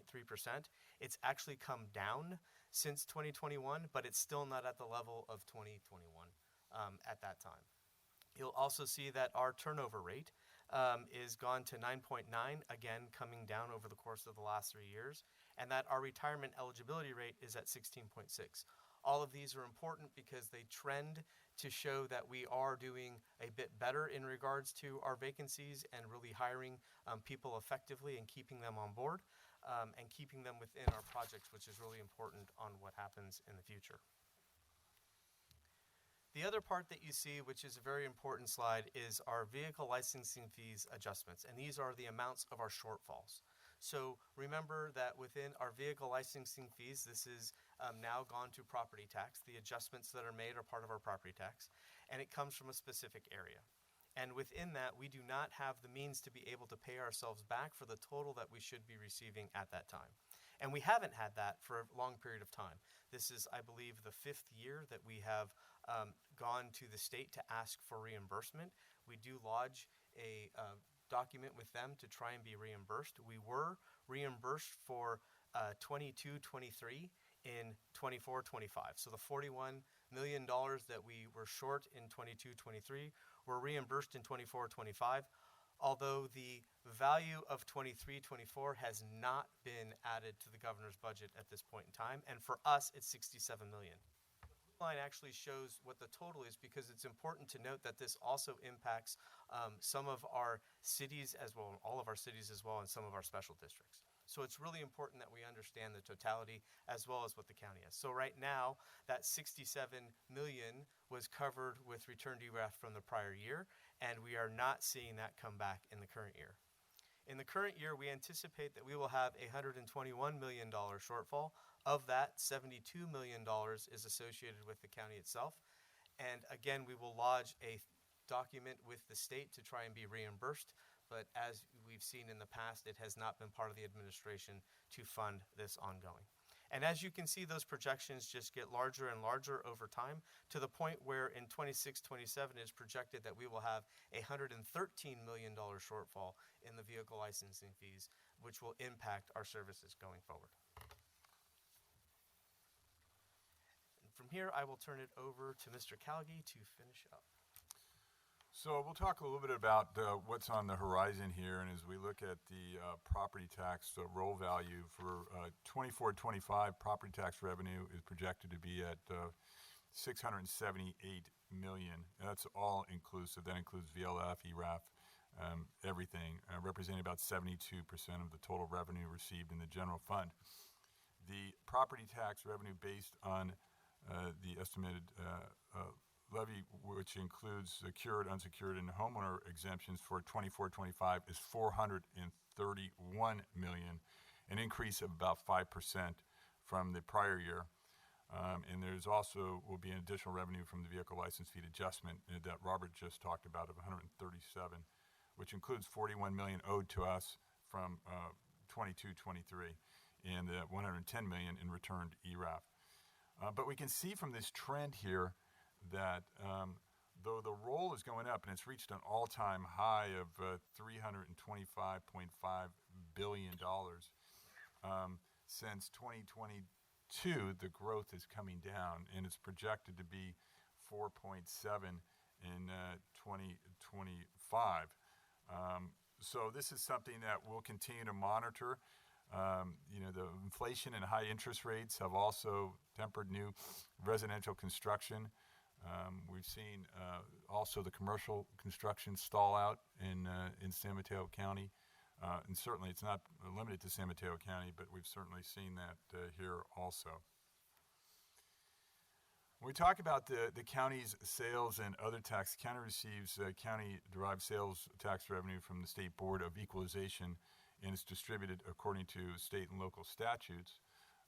And two sources of county-derived sales tax revenue are Measure K, which is substantial, as you can see, and then the unincorporated county receipts which most of that comes from the airport, quite frankly. But you can see some of the other areas: unincorporated sales tax, transit, the TOT, transit occupancy tax, and the vehicle rental tax.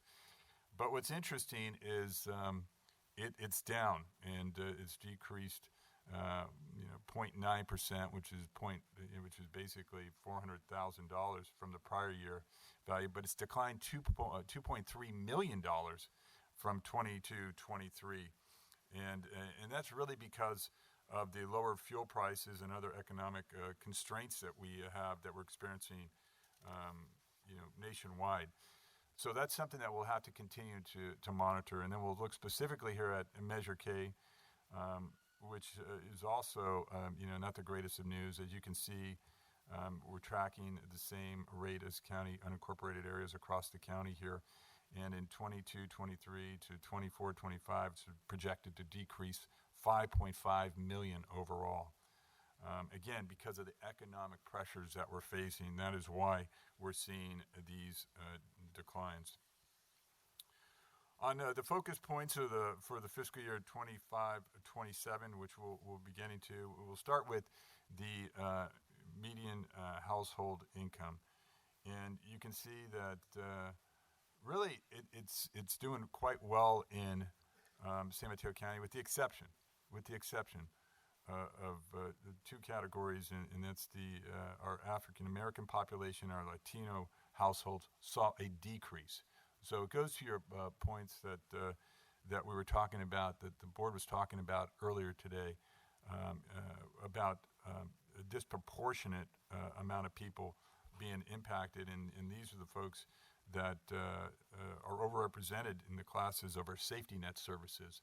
So their income is decreasing, and they are becoming more dependent on the social services in this county. The median price rent in this county continues to climb at a slower rate than normal, but for a one-bedroom rent comparison, we see it now at $2,479. So $2,479 the median rent has increased. That's an increase of 8% for median rent prices in San Mateo County, comparable to those in neighboring counties. So that's something that we continue to monitor, and we continue to, quite frankly, worry about, and that's especially with our own workforce, even the inability to live here in the county. And we'll look at the 23 versus 24 commercial vacancy rates. I think this is no surprise, and this is part of the pressure on our property tax rolls. You can see the industrial, that the vacancy rate has climbed since 23, and certainly in office has gone up substantially also. What's interesting is retail space has actually increased. The letting of retail space has increased, which is good. And you can see the combined overall impact there. On to unemployment here in the county.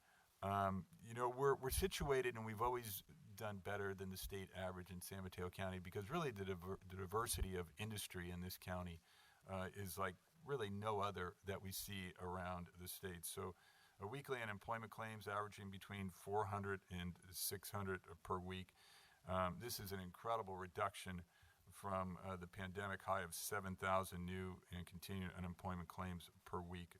Obviously a different time, but we are still higher than I like to see, and that's we're at 5.43% compared to the state of 7.32%. Remember, just a couple of years ago, we had right around 2%, which is basically no unemployment at all when you take all things into consideration. In quarter one of 24, we saw the highest weekly rate of claims since quarter four of 21, which was interesting. Obviously, think about where we were in 21. And this combined with higher and unusual holiday season unemployment rates. And that's a time we really depend on. So this may point to a slight increasing trend in San Mateo County unemployment rate, which is still, as I indicated, well below the state, but it's something that we'll continue to monitor to see what the impact is, because the more unemployment we have, the more people become reliant on our services. We'll take a look now at the San Francisco Metropolitan Consumer Price Index, and we'll see that it is trending upwards also. And this is really, it tracks over 200 goods, mostly in the food and beverage, housing, apparel, transportation, medical care, recreation, education, and communication, and other goods. And you can see that it increased from 2020 to 2024 about 16% in the San Francisco metropolitan statistical area, as compared to other U.S. urban average of 21%. So we're doing better than others, but still a high cost, and particularly of food. And that's why we're seeing such a strain on our food banks right now, and more people going hungry and more people in need of our services on the food front. So we'll end with a quote from Elizabeth Warren. Plans are the essential means by which we chart a course for our collective future. And I think that this board is well positioned in setting those plans. And, you know, it's been said many times that if you dare nothing, you change nothing. And this board has a long history of daring to make changes in order to really effectuate change during difficult times. We don't know the full impact of policy changes, and we'll talk a little bit about that with our staff here, I know, in a few minutes, but we don't know the full impact. But this board's well positioned itself to make systemic changes and real impactful changes, no matter what those policies are and how they impact us. So with that, I'm happy to answer any questions. Of course, I just want to take a moment and thank Mr. Mankia and his staff. They do an incredible job of tracking these statistics. We're so lucky to have Robert as our CFO, and his staff is just incredibly dedicated folks in the office, along with, and I know it's just not one department, many departments contribute to this, and I know that it's, you know, Ileana and Justin and Adam and Shireen and Michelle and everyone else in our office, and certainly Emma, that really steps up and contributes to these reports. So with that, I'm happy to answer any questions. Great. Thank you very much for the presentations. Are there any questions, colleagues? I have a question. Sure. Supervisor Mueller. So thank you for the presentation. When we look at the Measure K dollars from sales tax, I didn't see, were those adjusted for inflation? For the current year, they are not adjusted for inflation. It's based on actual receipts. So we use a company called HDL that actually is known throughout the state of California for sales tax pieces, them and Muni. And HDL has gone through, what we are seeing are some adjustments. Because of changes that were made to the sales tax regulations, we are seeing some adjustments. One of them, Los Altos, is making a case that what went over a course of a region should actually be blocked to them. So they're going to get an increase and we're going to get a decrease. So that's where you're beginning to see these numbers go down. So the current year at the 114 is based on a few adjustments. And to what Mr. Callaghy spoke to, we are seeing changes at our airport where we're not generating as much fuel from the airport that would, in some cases, come to us and be part of our FAA portion of the Measure K. That's also changing our number across the board. I appreciate that we're able to identify that, but so when we go back, I think you had 3 years or 4 years listed there based on the slide. Yeah, can we bring that back up? Can we bring that slide up?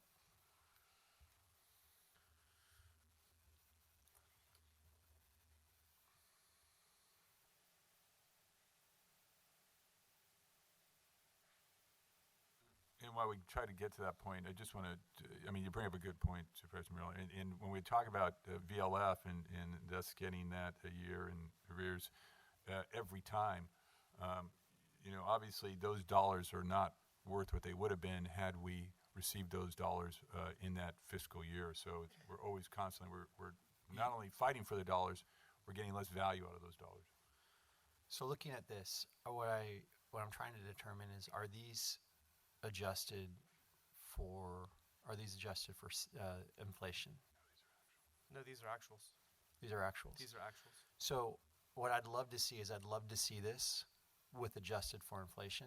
Because I think presenting it this way actually, without the inflation adjustment, actually hides a deeper problem.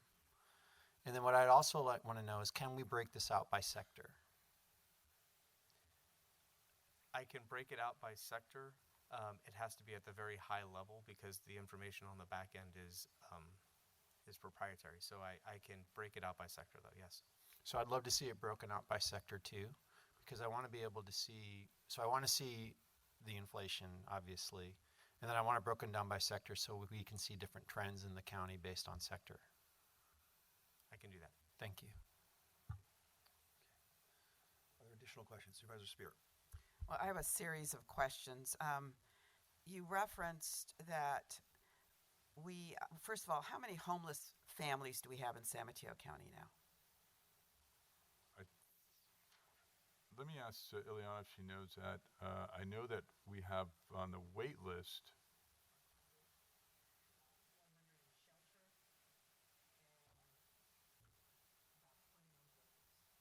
So 100 in shelter and 20 on the wait list. So these are not in permanent housing, they're just in shelter, is that correct?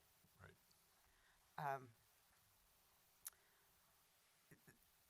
How many have transitioned into permanent housing from the Navigation Center, if any? We do have several of those who have transitioned, but I'd have to get to that number. I don't think, unless Ileana knows it offhand. No, I'm talking about the Navigation Center. Yeah. So if you could just get back to me, that would be great. Yep. And then on the big lift, I'd like to recommend that we ask the Gardner Center or some other entity to evaluate the program. We're spending $8.1 million a year. I've heard mixed comments on its effectiveness, so I'd like to recommend that we do that. Okay, we can do that. And then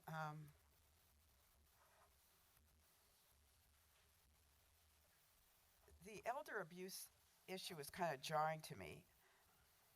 And I'm wondering, Mr. President, at some point in the near future, we can have the area Agency on Aging come and make a presentation to us about the programs. I was impressed to see that there's 17,000 transportation rides, there's vouchers available, but I'd like to have a sense of how significant this elder abuse is and what else we need to do relative to that.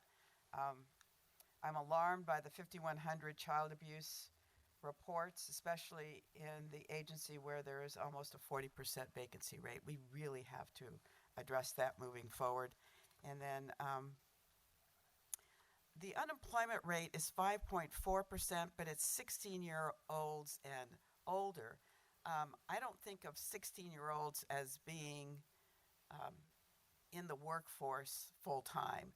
So what's the number for 18 plus? 3.5%. So it's 3.5. See, you knew that off the top of your head, Robert. I'm impressed. Okay. So, I mean, we have the best unemployment rate in the state of California. So I just looked at it this morning, just in case it was asked. That's why I knew. And then finally, on the fire mitigation, we've done, it seems like, a lot of work at Pescadero Creek, in the quarry, in Pacifica. I'm worried about the San Bruno Hills and the Burlingame Hills, and I'd like an assessment at some point as to what kind of mitigation we should do about fuel that is in excess in those areas as well. That's all. Thank you. Are there any additional comments or thoughts? I do have a couple comments. I'm interested, Supervisor Spear, in really understanding the effectiveness of the big lift. We don't know what is going to happen with the federal government. There's things that are uncertainty, but I do think a reassessment or a look at the big lift is critical. Since I joined the board in 2017, our county executive team and our CFO, with the approval of supervisors, have been committed to conservative budgeting, allowing us to survive economic challenges and avoiding structural deficits at the same time. I'm proud of that. However, the county is not immune to lost or uncertain funding streams such as the vehicle license fee, which could be a loss to the county of $60 million or more. I guess we'll hear later about federal funding priorities that remain in flux, which adds to the uncertainty. But I'm here to say that I'm committed, I think the board's committed, to maintaining the safety net services that are so vital to the public health and safety of our residents. We know from the challenges of the past that being careful and sensible with our taxpayer dollars is the best approach we could take to brace for any economic uncertainty. You know, because of the uncertainty, Mr. Mankia, I have a couple questions for you.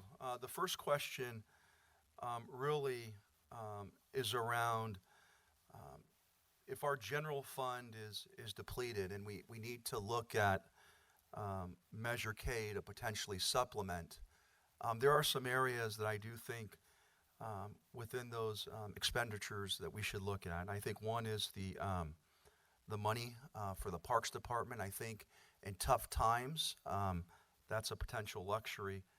The other thing that I'd asked to look into and to sort of reassess is that if we do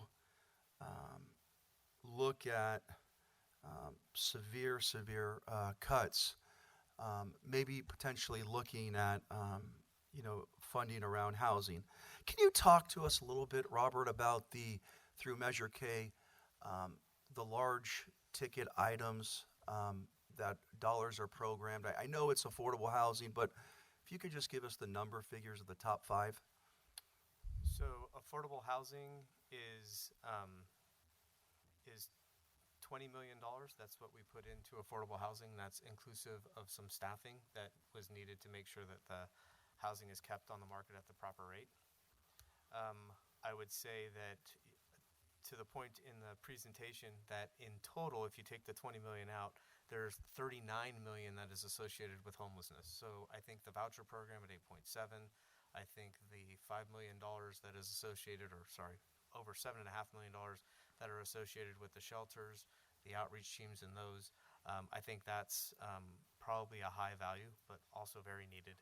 I think Big Lift at 8.1 is also a large dollar value. I think those are probably the ongoing dollar values that I see that are your high points. Great. And then just so I understand, thank you for giving us that information. When it comes to Measure K, the housing component in total comprises much. What's the revenue for the year? Because I know we generate, I think you mentioned it's $114 million, but what is the total housing piece? If you include homelessness at 59 million, it is somewhere in the neighborhood of 50% of the total pool is going to housing and homelessness. It's a lot of money. It's money well spent, but we're going to have to be making tough decisions potentially, right?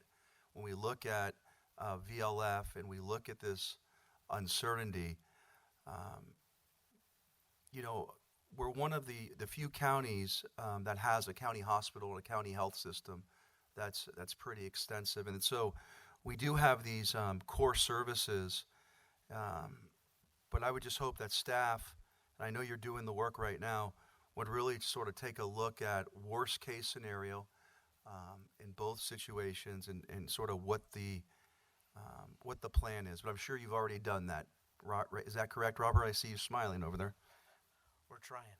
The unknown is always difficult, but we are trying to do some things to try and make sure we have an understanding of what our future looks like.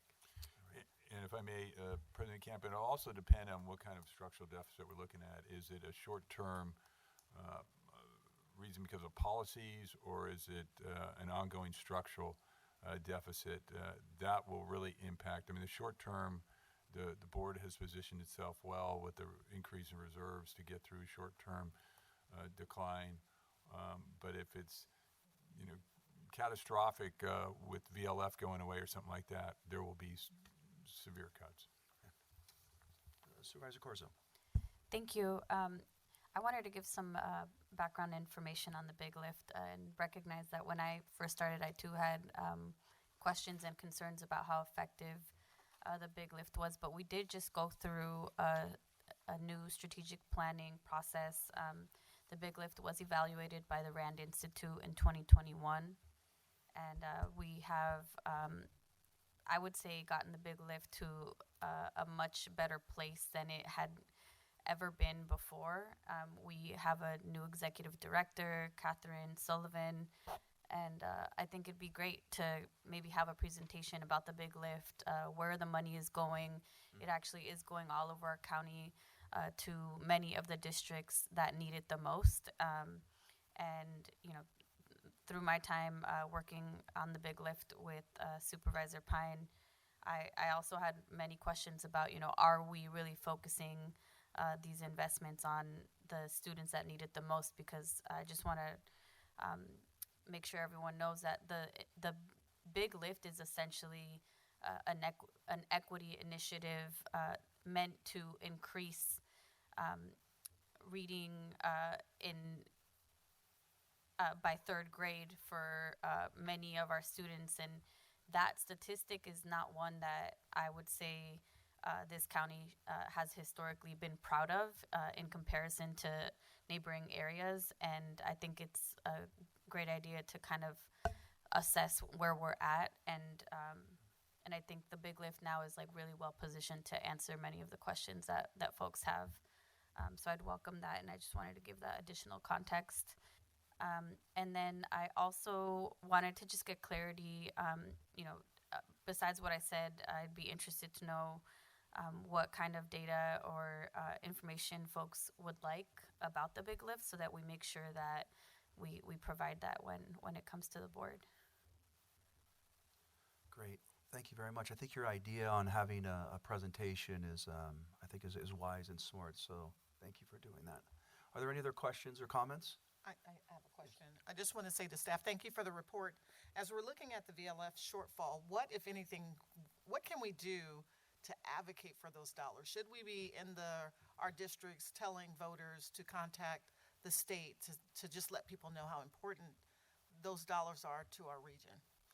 I think public education, supervisors, is always something good, and the public has a right to know what's in jeopardy here. But the lift has got to be with our legislators, and I know that Assemblymember Pappen is kind of taking the lead on this, and right now it's not in the budget, so it's got to come from the legislators to you know, statewide to cover this. And though they're hopefully they'll do that, there needs to be an understanding with the DOF at some point that this has got to be included ongoing in a budget so we can plan with certainty. To add to my colleagues' comments, no one really understands VLF in the community. And it's incumbent on us, I think, to have a public session on this issue. I'd love to have our state legislators here to help the community understand that this was a deal that was cut when the state was in need of certain resources. So in lieu of giving us what we are deserving of from the VLF, they said, we will, rather than give it to you from the VLF, we will give it to you by making sure we make those non-basic aid school districts whole.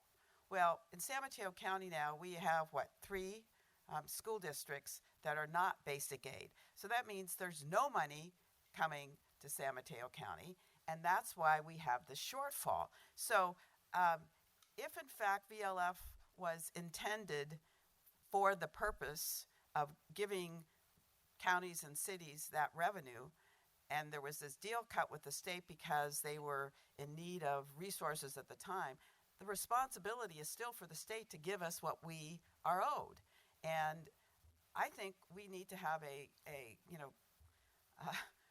very practical discussion with our state representatives about this is a taking from San Mateo County. It's a bold-faced taking, and we need to have their advocacy strong enough to address it? We can certainly endeavor to line Thank the board.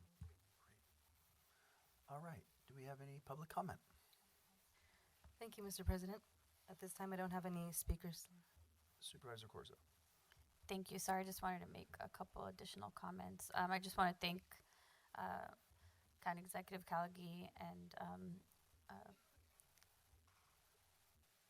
I always forget your official title, and I'm trying to look at it, but I can't see it very well. Roberto Manquia for their presentations. I would say, in general, we are definitely focused on the right things in this county, especially around housing and homelessness. There are always improvements that can be made. I think we will continue to do that work. But I did want to say that I was particularly concerned about the median household incomes going down for our Black and Latina households. I can't bring myself to say Latine. Sorry. As the rest go up, we see challenges for those communities, and I wanted to just highlight some of the work that is being done in the county around shared prosperity, and I think this is a good place to highlight the importance of that work.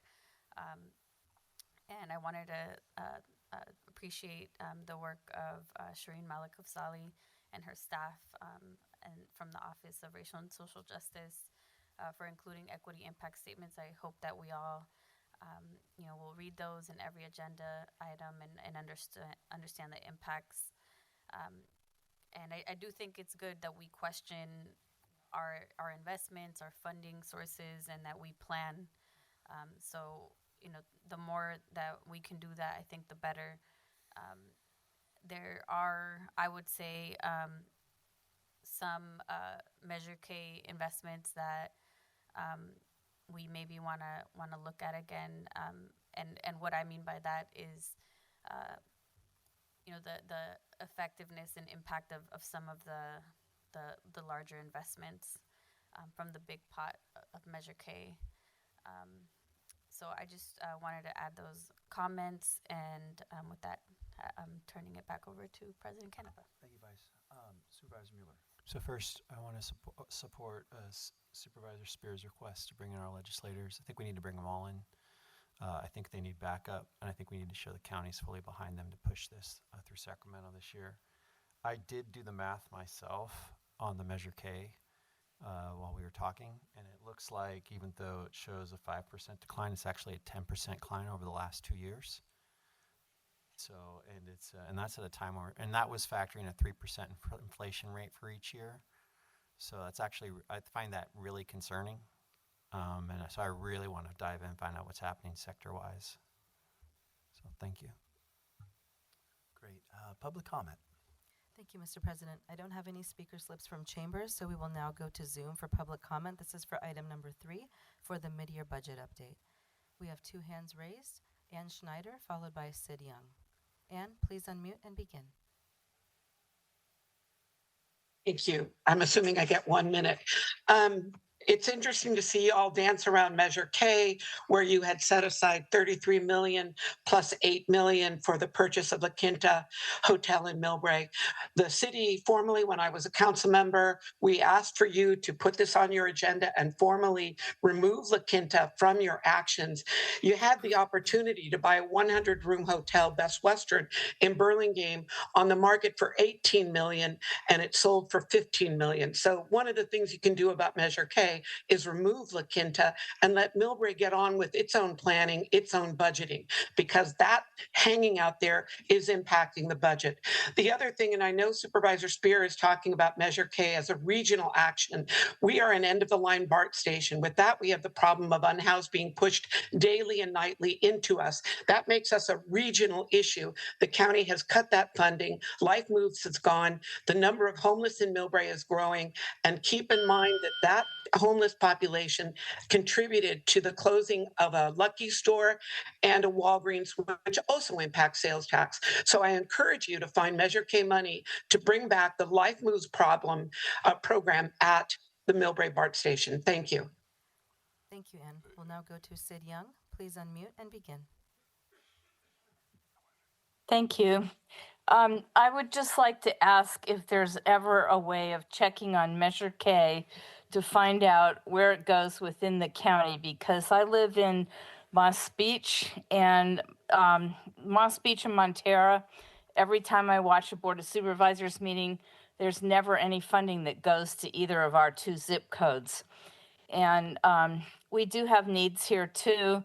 For instance, fuel reduction, it's in the Caltrans right away. We need our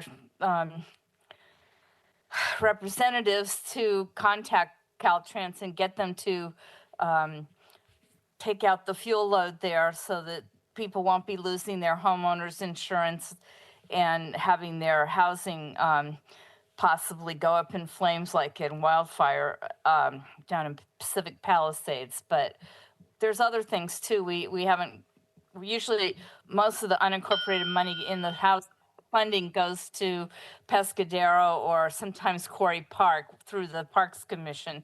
So I'd just like to know if there's any way you could check our two zip codes, and maybe Mr. Mankia could get back to me. 94038 and 94037. Thank you very much. Thank you. No further speakers, Mr. President. Great. Are there any further comments? Seeing none, with all that said, does the supervisor want to make a motion to accept the FY 2024-2025 county mid-year budget update and to accept the proposed Proposition 172 maintenance of effort certification, to adopt the resolution regarding contract amendments? All right, moved by Gaucher, seconded by? I'll second it. Second by Supervisor Mueller. Roll call, please. Supervisor Spear? Aye. Supervisor Corzo?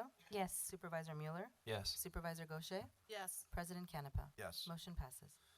Great, thank you very much. The next item on the agenda is item 4, in which is to adopt a resolution authorizing the county executive acting in consultation with the county attorney to take all steps to defease the refunding lease revenue bonds 2016 Series A and the allocation use of one-time funding sources in an amount up to $77 million to effectuate the defeasance. If I can just kick this off and turn it over to Mr. Mankia, who's done all the heavy lifting on this. As this board may recall, in the past we have attempted to find ongoing streams of revenue and try to be as creative as we could be in doing that in order to meet the demands, increased salaries and increased cost of doing business without the necessary correlating increase in revenue. So we've had to look very creatively on how to do this, and again, I want to give the credit to Mr. Mankia for going back and working with his team and really finding a way to defease these bonds in a way that would bring us ongoing revenue sources. And it's the credit to this board for positioning itself in a way where we have such a high credit rating that we're able to do this and looked upon as a good risk. So with that, again, I just want to thank Mr. Mankia and his staff, and I'll turn it over to Mr. Mankia to explain what we're doing here. Thank you, Mr. Calgi. Good morning, President Canepa, honorable members of the Board of Supervisors. This item was really from a request from Mr. Calgi on how we can look at our future and stabilize. So we have taken as many strides in trying to make sure that we are looking at our ongoing revenue, not just one time, trying to make sure that that ongoing revenue will sustain us in the future. And that's what this really is about. So what you have in front of you is a defeasance, and what a defeasance is a process in which a user satisfies the debt by escrow moneying sufficient dollars in a fund to be able to pay off the debt at the time of the call. So there's call dates within a thing, which means within a bond, which means we can put money in and buy back or refinance a bond during those times. The 2016 bond was actually not only a value that made sense, but actually in a timing perspective, it actually has a call date of 2016, which is why it became very usable within a defeasance. So basically what we would be doing is using one-time dollars of $77 million. We would put them in a fund. That fund would then pay the debt service for the bond until the time of the call. At the time of the call, it would go out and completely pay off the debt, and it is 100% legal. What this does is two things. One, it actually allows us to no longer garner interest on the bond. So that saves us about $17.3 million right off the top of the bond. So it would be a $92 million bond. This would kind of help in justifying that. But the second thing it does, which I believe is a little bit even more important than actually saving the interest rate, is actually allow us to create ongoing room within our budget for things that are coming up on an ongoing basis. To the point that Supervisor Mueller made, we have an interest rate that continues to move, and things are getting more expensive, whether it be our labor negotiations, whether it be just the cost of doing business, things are getting more pricey. And for us to be able to manage that, as you can see from the previous slides, Mr. Callaghy spoke to our property values not going down, but the actual money that we would generate from property tax going down year over year. We are needing to find ways to being able to manage our future, and that's what this is really about. So this would actually generate approximately $7.9 million of ongoing revenue by the time the bond is defeased. So that for next 12 years would be money that we could use to do ongoing things with on the changes of course going forward. So that really is what you have in front of you to approve. Supervisor Spear. Thank you, Mr. President. I just want to compliment you and our county executive for recognizing this opportunity and taking full advantage of it. We should be doing this. This is just smart financing. It makes a lot of sense. So compliments to both of you.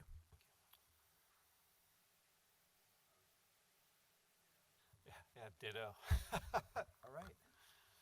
Do we have any public comment? Sure, Mr. President. From chambers, I don't have any speaker cards, but on Zoom, please click raise hand to comment for item number 4 to defease the refunding on lease revenue bonds. No speakers, Mr. President. All right. Great work, Robert and the team. With that, is there a motion to adopt this item? All right. A second. Roll call, please. Supervisor Spear? Supervisor Corzo? Yes. Supervisor Mueller? Yes. Supervisor Gaucher? Yes. President Canepa? Yes. Motion passes. Great, thank you very much. We'll now move to item 5, which is to accept an informational report on the 2025 state and federal legislative sessions. This item, again, is from the County Executive's Office. Mr. Callaghy, or? Yes, thank you. I'll just kick it off and then turn it over to Connie Juarez-Dural, our legislative analyst who does such a great job in our office. The board had asked for us to bring back information on the landscape of the federal policy changes, and this is a shifting landscape by the day. So we're going to endeavor the best we can to give you the latest information on where we are through our federal and state lobbyists and certainly through the research that Connie has done. And we hope that it gives you and the public the latest and greatest information we have and some expectations and concerns that we have as a county. Thank you, Mr. Callaghy. Good morning, President Canepa, honorable board members. Good morning. Trying to get this to stay up. Good morning, President Canepa, honorable board members, Mr. Callaghy, Mr. Niblin, Mr. Mankia. I'm Connie Juarez-Dural, the county's chief legislative officer, and as Mr. Callaghy said, here to provide you the latest information on the Trump administration's threatened federal funding freeze. We've divided this presentation into 3 parts. We're going to begin with Laura Morgan Kessler of Carpy and Clay, the county's federal advocacy team, who's going to provide you with an update of the current federal landscape. Then we're going to hear from Stacy Dwelly and Yoreli Magallon of Political Solutions. They are the county state advocacy team who will provide an update on California's response to the Trump administration. And they're joined by their teammates, Kristen Beard-King, Erin Taylor, and Chloe King. And then I will open it up for questions from the teams, from your board. And then finally, I will close with an overview of the federal funding received by county departments and outline some next steps in our response strategy.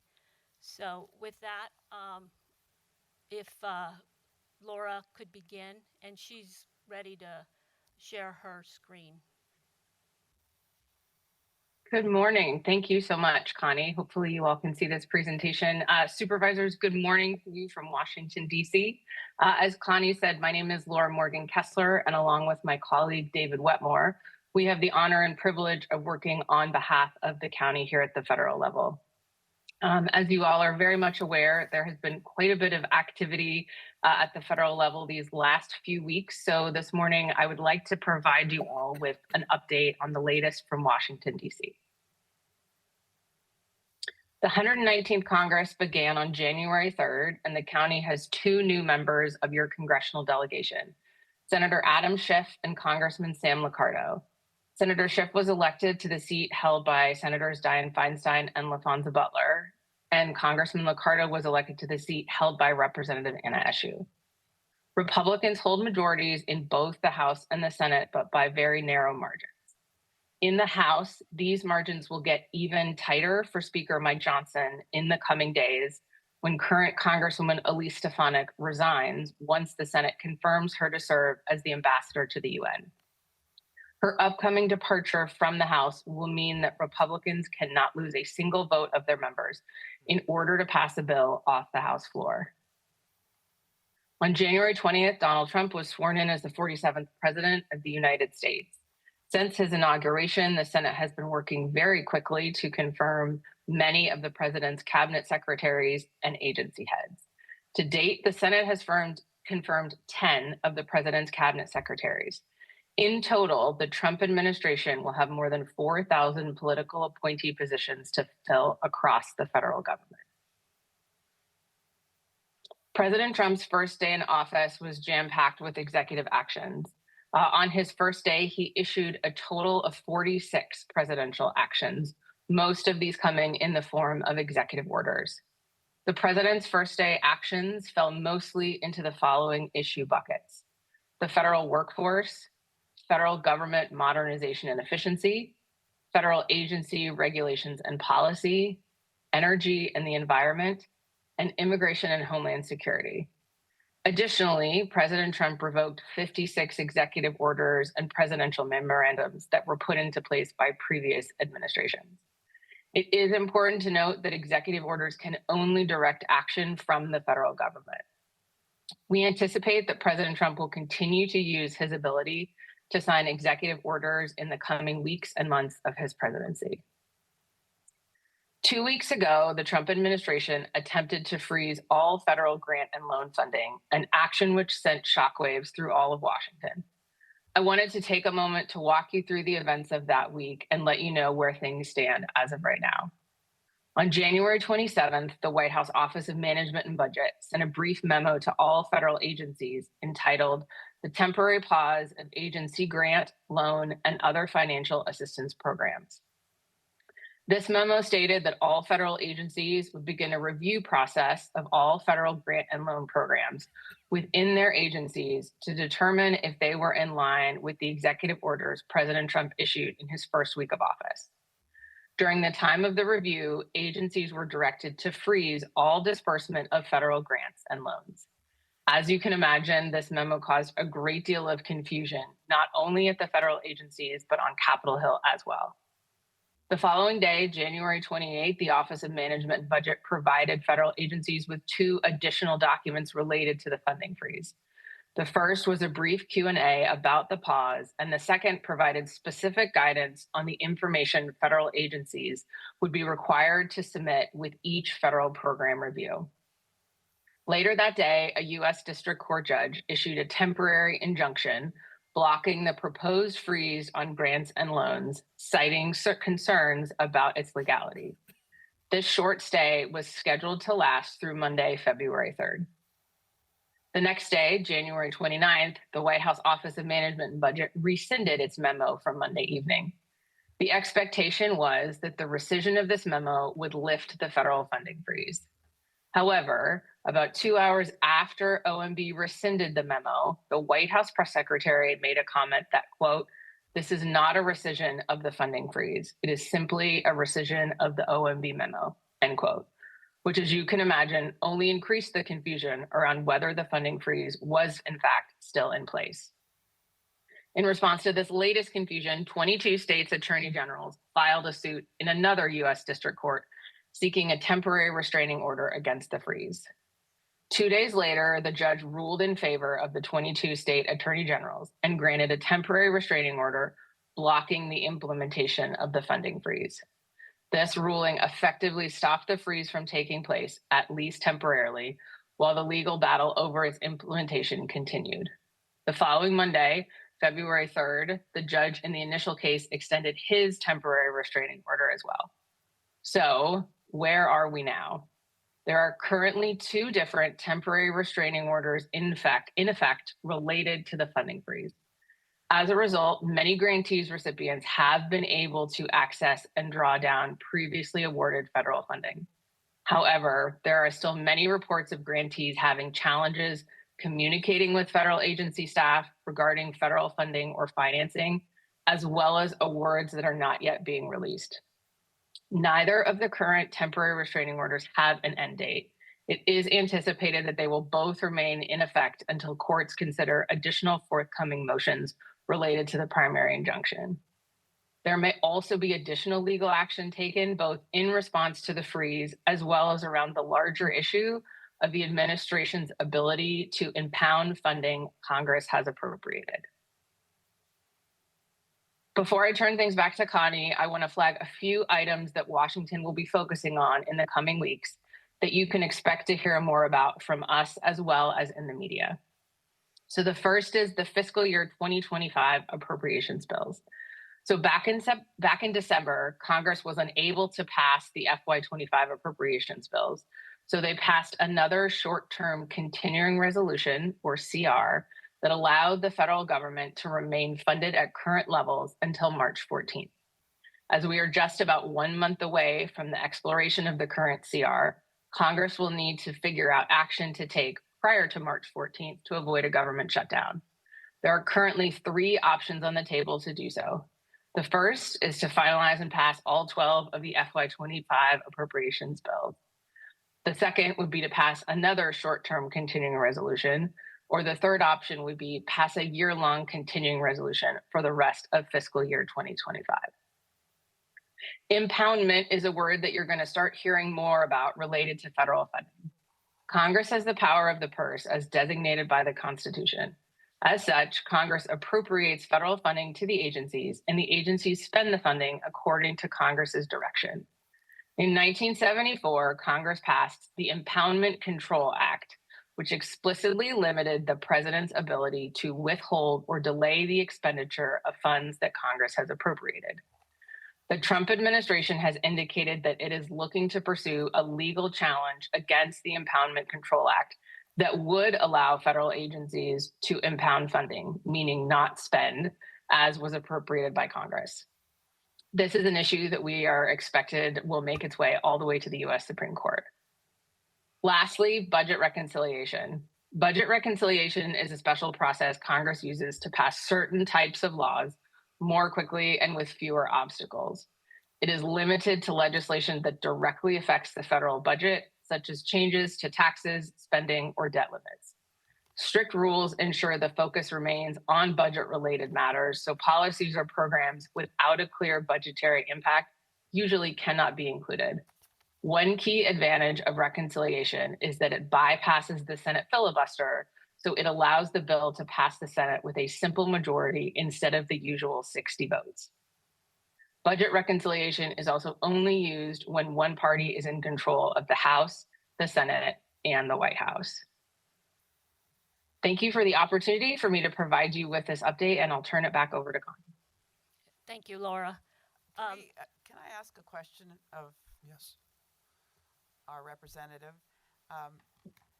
Laura, could you give us your back of the envelope review of what's happening with SALT? As you know, it affects California, New Jersey, New York, and there appears to be these blue district Republicans now that recognize that this is an important issue to address, and it has a profound impact on California taxpayers.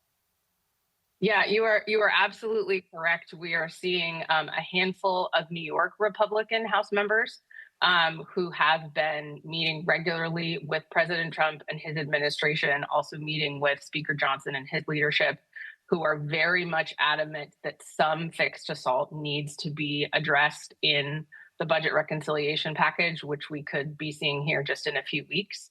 I will tell you, it is hard to say right now what really is or isn't going to be included because even today we have seen a lot of reporting about how congressional Republicans are not currently on the same page. I'm not even sure that they're reading the same book about what they want or don't want in budget reconciliation. But I do know that what is going to get very difficult for the speaker is because of those very tight margins. If even just a couple of those New York Republican members who are pushing so hard for SALT make their vote to support a reconciliation package contingent on something being included, I do think that increases the likelihood that they will have to put something in that package to address SALT. And how often do you meet with the members of Congress for San Mateo County? Yeah, so we are in fairly regular communication, emails, phone calls with your delegation. In fact, just recently, probably a few weeks ago, we were up on the Hill for swearing in day and stopped in and had some really good conversations with your new congressman's office. In fact, it was great to see that a couple of staffers from Congresswoman Eshu's office had migrated over to his staff so that there's some good continuity there. And he is standing up a good team. And I will tell you also our interactions over the last couple of years with Congressman Mullen's office, they have always been incredibly responsive and supportive anytime we have reached out or needed something on behalf of the county. And we also work to try and make sure as we get information from the county that we're sharing it with them so they're aware. Do you meet with the members or just with the staff? We mostly communicate with member staff. All right, maybe we should change that in the future.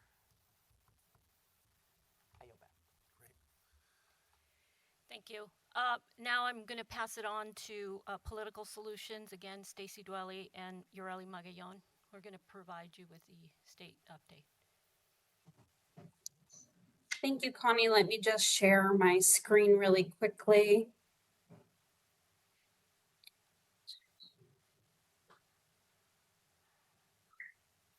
Can everyone see that okay? Yes, thank you. Okay, perfect. Kicking it over to Stacy. Great, thanks. Navigating the Zoom call. So can everybody hear me okay? Yes. Yes, thank you. Perfect, thank you. On behalf of Political Solutions, thank you to the Board of Supervisors and to Connie for this opportunity to present the state of the state is thus far how California has been responding to the Trump administration. We've been asked to do a quick overview of where we are in the process and some of the state actions that have taken place. So we'll run through those and leave time for questions at the end as well. Just for edification purposes, the folks on the team include myself, Stacy Dwell. I'm a founding partner at Political Solutions. We've been partnering with the county for well over a decade plus. Great partnership. Kristen Beard King is also on the Zoom as well. She is a founding partner at the firm. Erin Taylor is on as well to answer any questions. Erin specializes in healthcare policy. Ureli Magallon is a partner here at Political Solutions and has been working on the county contract for many years now. And Chloe King is our also on the account and deals with all things budget. So real quick on the Newsom administration, in December of 2024, when the legislature was sworn into session post the general election, the governor immediately called a special session to be centered around the creation of a funding mechanism for litigation purposes and services related to Trump administration actions. Those special session bills have been passed and adopted just late last week.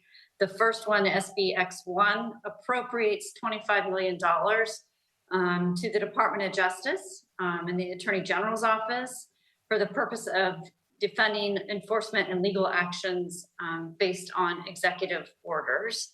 The second piece, which I think is of interest to the Board of Supervisors in the county, appropriates $25 million to nonprofits providing legal aid to immigrants facing deportation, eviction, or other threats from the federal government.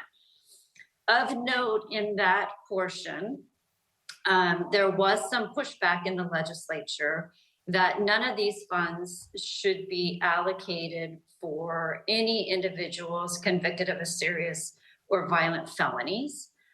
In response to that, Senator Wiener, the chair of the Senate Budget Committee, and Assemblymember Gabrielle, the chair of the Assembly Budget Committee, submitted a letter to the Journal clarifying that was not the intent of the appropriation. So that has been submitted. As many of you are aware, that letter to the Journal is not statute, it's only clarifying in nature. And subsequent to that, when the governor signed the bills last Friday, he did indicate that there may need to be additional legislative cleanup around that piece of the funding mechanism. And I think we could go to the proposed budget, the state of California. As Mr. Gallagher mentioned, it's a shifting dynamic. As constitutionally required, the governor did release his budget in January. This budget was, of course, crafted prior to the current administration assuming power, and many things will need to be changed. In a nutshell, it's proposed to continued investments in major programs with no new spending. But given the uncertainty of federal funding, not only from FEMA as a response to the catastrophic wildfires in California, and the OMB proposal to freeze the nearly $3 trillion in federal funding, as Laura discussed, could have some enormous impacts to California's budget. So the governor will submit an updated May revision budget in mid-May with new dollars. We are staying close to the county and to Connie and the team and updating them on any new changes on the budget going forward. Now I'm going to kick it over to Ureli to talk about the legislature and some of the actions that have taken place thus far. Thank you, Stacy, and good morning, supervisors. It's an honor to have the opportunity to present on such an important topic, and I look forward to the discussion. As mentioned, my name is Yareli Magallon. I am an associate lobbyist here at Political Solutions.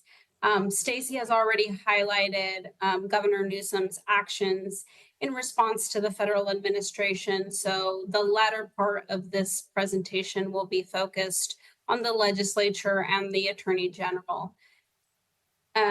We know the county has a great relationship and partnership with the San Mateo County Legislative Delegation, and Political Solutions will continue to reinforce that partnership when it comes to advocating on policy issues and budgetary funding of critical county programs.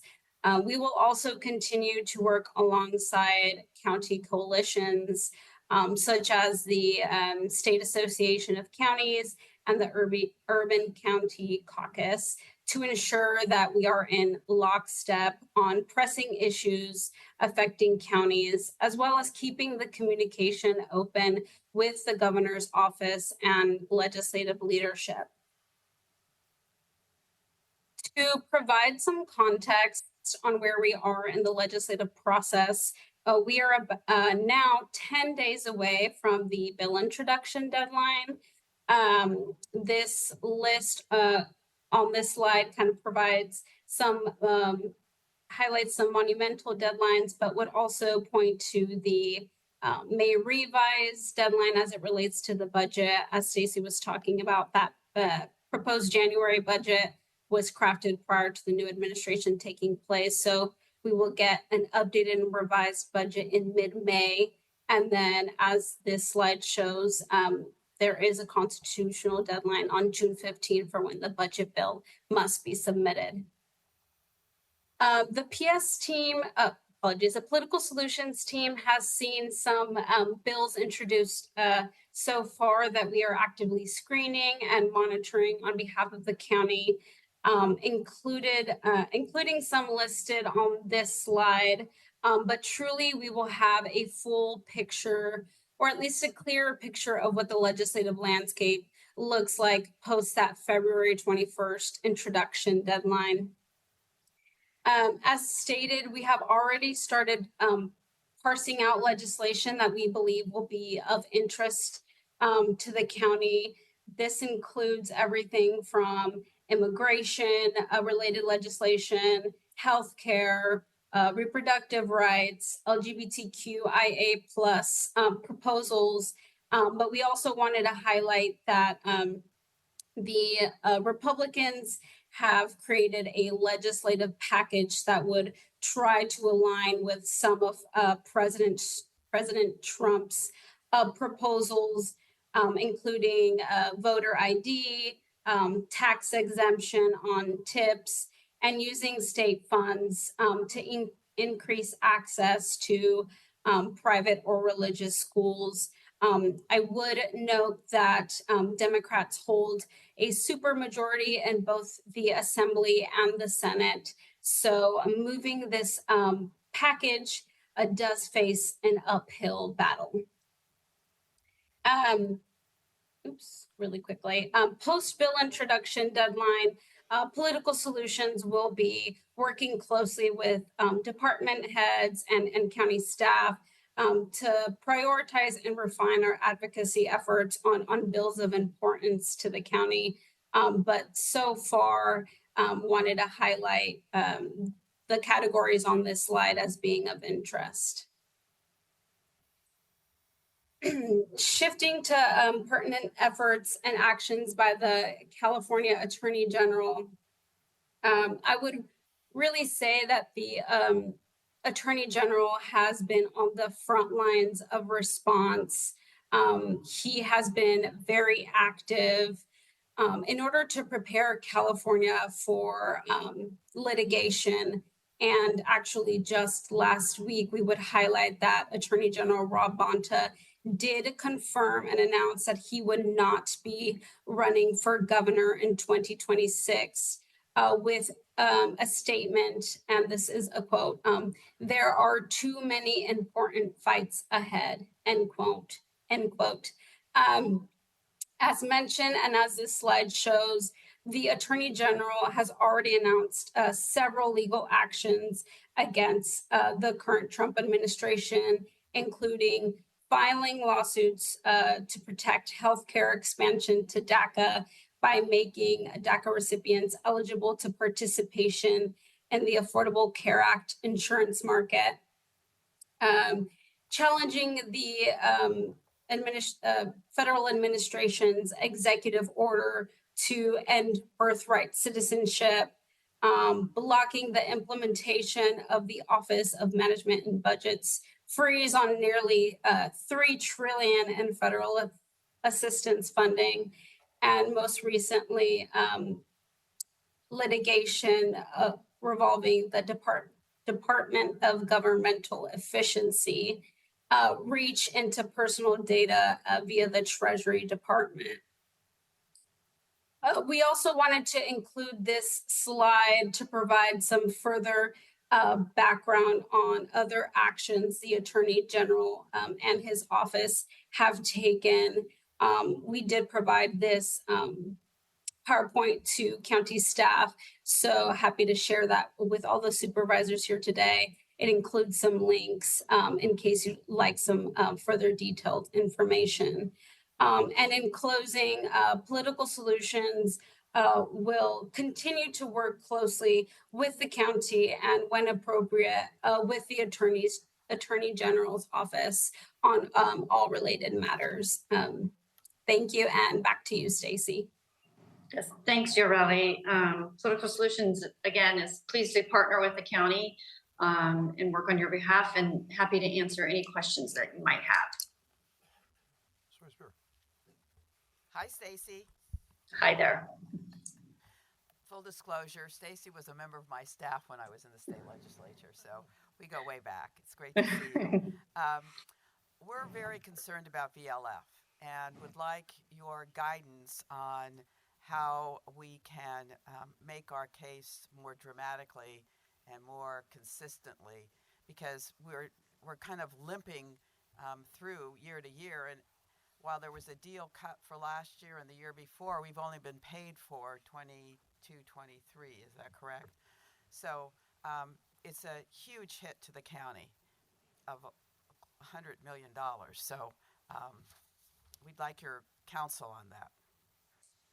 I can 100% appreciate that and agree. And it's been a hardship for many years, for sure. I think on this particular issue, what I would say is we need to coordinate with Steve Cruz and his firm, as he is the lead on this particular issue. But we're happy to assist in those efforts and to dig in deeper. And then I would defer to Connie on that, on how we would like to divvy that up. But absolutely agree. And think there does need to be some educational efforts, particularly with new members. And I know Assemblymember Pappen has been involved in this and very helpful. But we have a new member of the delegation, and maybe we need to round up the troops again to really highlight the impact to the county long-term and the detrimental effects it could have on a number of programs. President Canada, if I may. Yes, as Stacy mentioned, Supervisor Spear, Cruise Strategies is the lead on the VLF issue. So as you note from today's agenda, we have 2 contracts for federal lobbying services, the one with Political Solutions and a second with Cruise Strategies. And Cruise Strategies has taken the lead on all VLF issues and mostly fiscal issues. So we coordinate with them. Well, I mean, the good news is by having 2 lobbyists, they all have different relationships, and we should parlay that to our benefit to the greatest extent possible. Are there any additional questions? Okay, great. If not, then I'd like to share, if you wouldn't mind putting up my PowerPoint. Thank you. Okay. So what I'd like to do now is to walk you through the report that was included in the packet. So following the release of the executive order and the executive orders and the memo that you heard about before from the Office of Management and Budget, my unit surveyed county departments, asking them to identify federal funding sources that they believed would fall within the parameters outlined in the information we had up until that date of January 28th. So what you have before you is a report. It's this 30-page or so report, is a list of all of the federal funds that were identified by 12 departments. And as you can see, on this slide here, this was the exposure that was identified by each of the departments. Not surprisingly, Health and Human Services were number 1 in terms of the amounts that were identified as potentially at risk. So it would be Health, the Housing Department, the Human Services Agency, Public Works, the Sheriff's Office, Child Support, the Sustainability Department, the Superior Court, District Attorney, Agricultural Weights and Measures, the Assessor Clerk, Recorder and Elections Division, and the Coroner's Office. So, and I would say that, again, this is an estimate. This is a very quick and dirty survey that we did with the departments to identify federal funds that might be at risk. But it does give us a good sense of the totality of the concern. I would also say that we didn't do a very deep dive to disaggregate whether these are one-time funds or ongoing. However, our quick assessment of the distinction is that about 81 million of the 612.6 million dollars are one-time funds. Those would be grants and awards that are received for a predetermined period of time, and then the remainder, 531.5 million, is ongoing.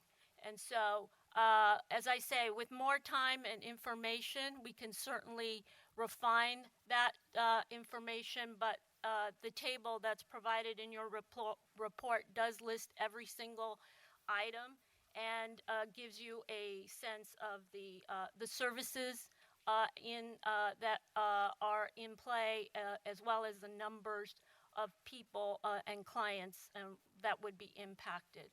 And so this slide here provides you with just the highlights of some of the programs and services that were identified by our departments. There are 114 distinct programs that were identified, and some of them are ones we expected, like Medi-Cal reimbursements and CalFresh. But there are some others, like the DNA backlog grant and the cybersecurity grants in the area of elections. There's also our congressionally directed spending projects, or our earmarks, that we are concerned about as well, because we haven't gotten into a contract with HUD for those funds. And so we're again just making you aware of the fact that there is concern on the part of the Housing Department related to those funds for our farm workers. So probably the most concerning area, in addition to Health and Human Services, obviously, are the housing programs, which again are detailed in the report. And so here are some others that I just wanted to highlight for you as well. So some next steps.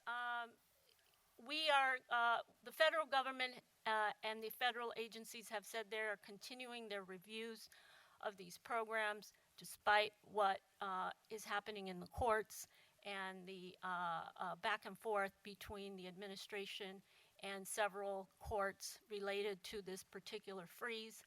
And so I will say that a handful of departments did notify me that they have received notices from federal agencies saying that there is a pause on their funding, and so to wait for more information. And so in a few of the notifications, they did specifically call out DEI and immigration concerns. So we will have to wait to see what comes of that. But those are some of the justifications that we have seen in the notices that have been coming through. Supervisor Spear, did you have a question? I do. Thank you, Connie. My understanding is that there was an effort made by the administration to ignore the court decision that the money should continue to flow, and there was a subsequent, I guess, TRO that's been put in place. So money is supposed to be flowing. Are we asking those departments that were put on notice whether or not they're testing it to see if the money is still coming in? Because we should challenge that in court. I have, through the president, I have not asked if they've tested it. All of these developments have just been happening recently. So, but we can certainly go back and find out if there is a way to even do so. I think some of these funds are still in the contract stages, so it's difficult to say exactly where they're at, but we can certainly go back to the departments. And I would say, to that point, that I know the county attorney's office is also looking at these notifications very carefully and monitoring how we can respond to specific individual department notices. So you said a handful of county departments. Can you identify those county departments for us? Certainly. The Department of Sustainability received a notice related to some of their funds.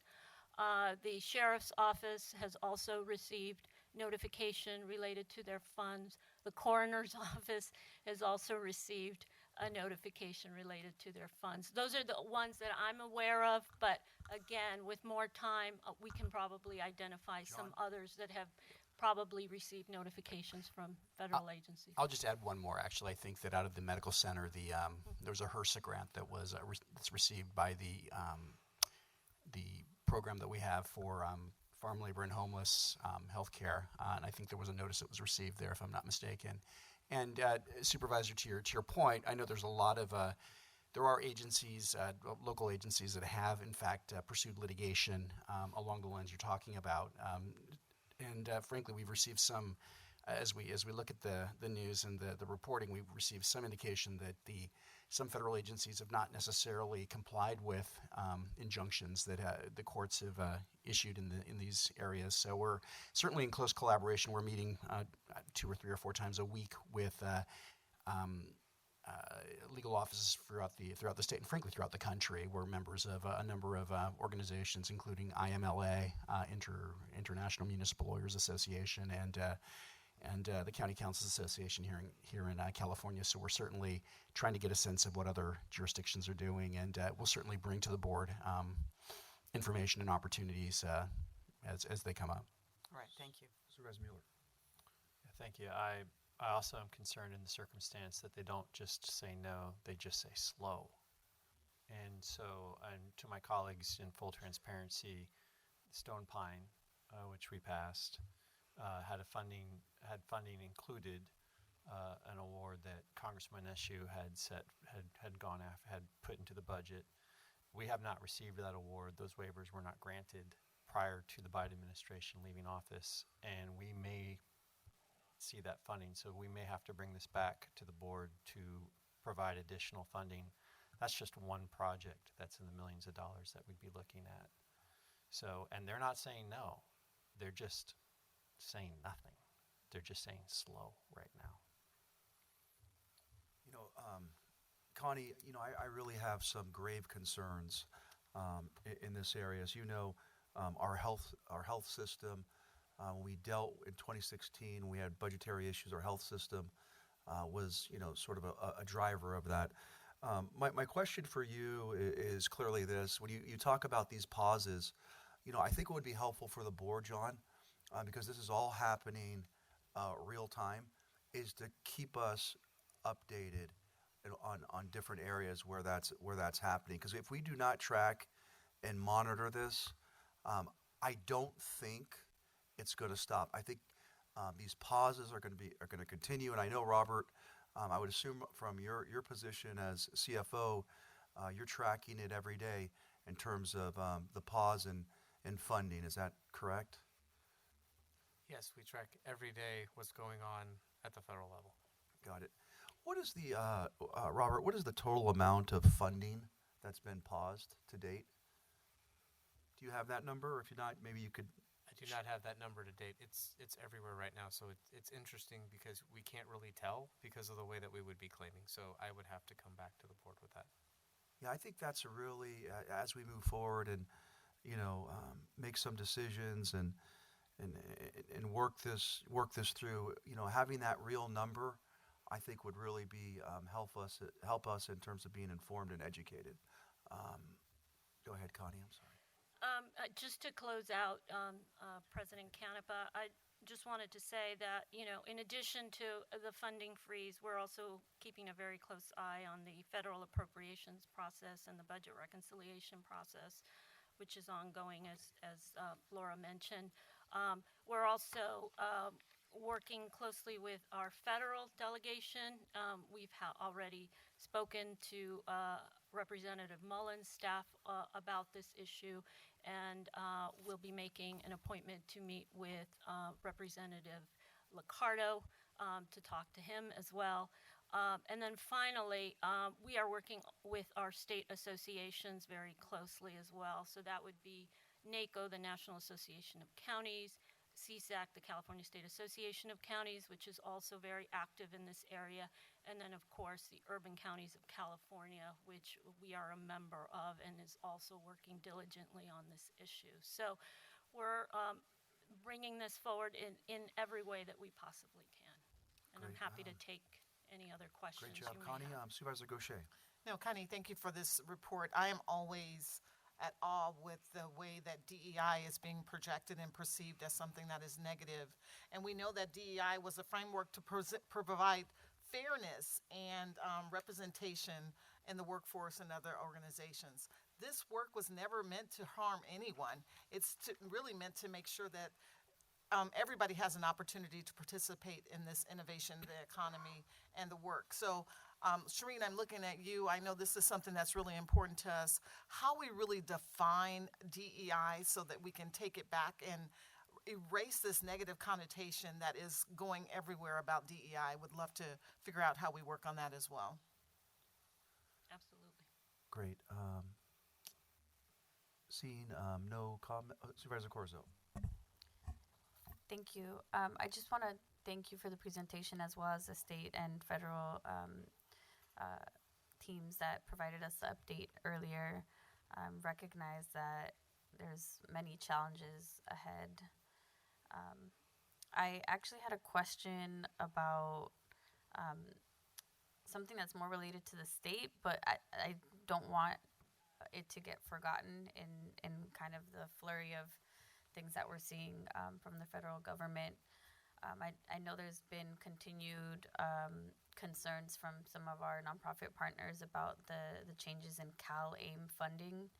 And I'm wondering if that is something that we can advocate to the state around, and like what the appropriate course of action would be for that.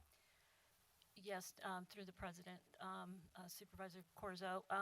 Yes, I am in communication with Dr. J. Africa related to that issue, as well as Louise Rogers. So it's something that we will include in our revised legislative program, which I plan to bring to the board at the end of the month. So we'll be sure to include that in there following consultations with those colleagues. Thank you. I just want to note that like this question really comes from, we've seen several, I would say, of the larger nonprofits that provide necessary services kind of come and advocate repeatedly here at our meetings in the past year.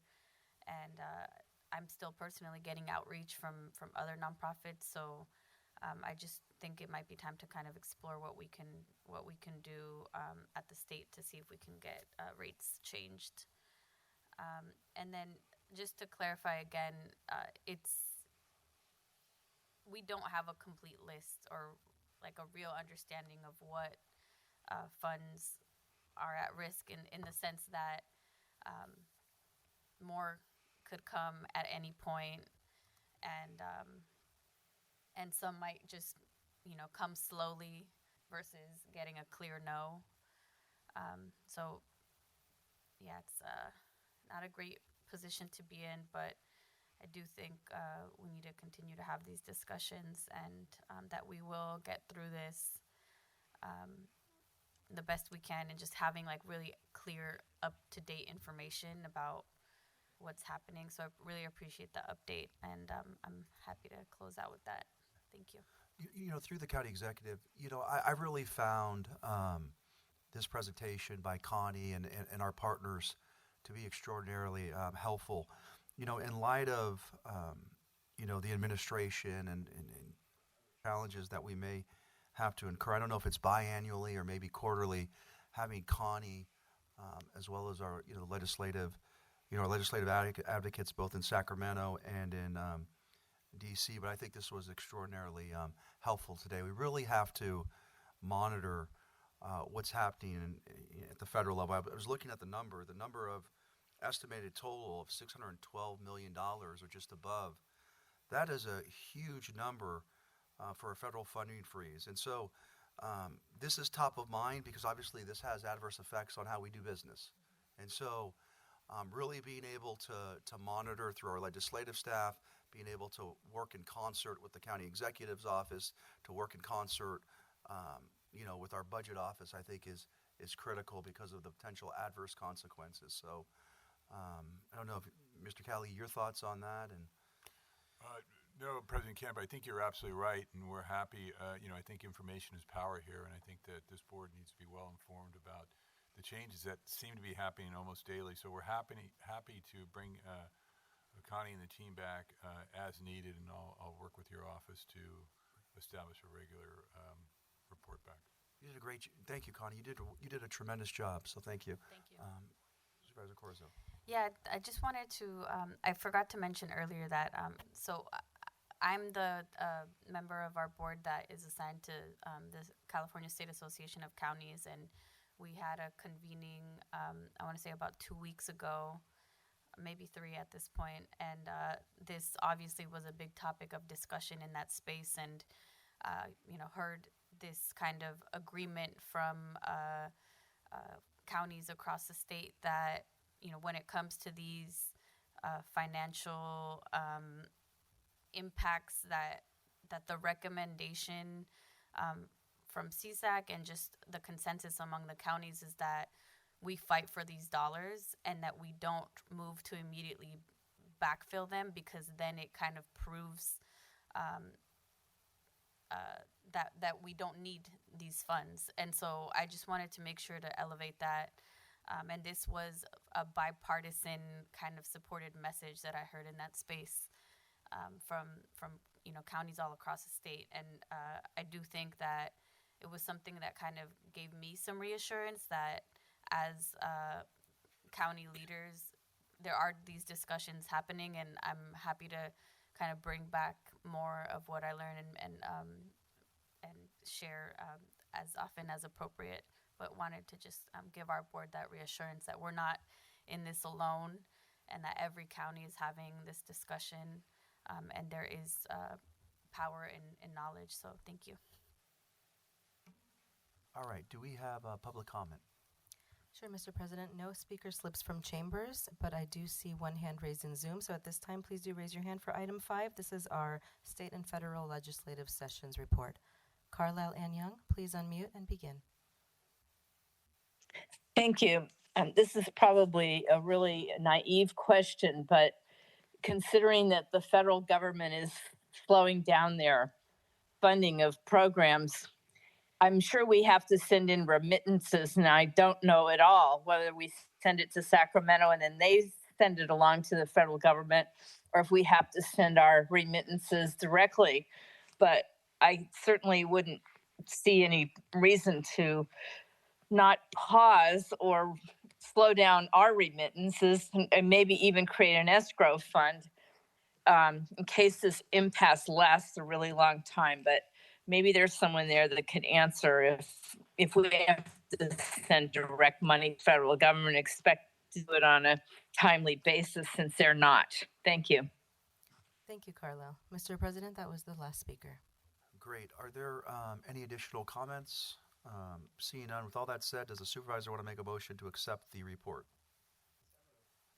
Okay. Roll call, please. Sure. Supervisor Spear? Supervisor Corzo? Yes. Supervisor Mueller? Yes. Supervisor Gaucher? Yes. President Canepa? Yes. Motion passes. We are at the end of the regular agenda. County Attorney, will there be anything to report out of closed session? No, nothing to report out. Okay, we'll now move to closed session. Thank you for joining us today. Thank you, Mr. President. The time is now 12 noon and the meeting is adjourned.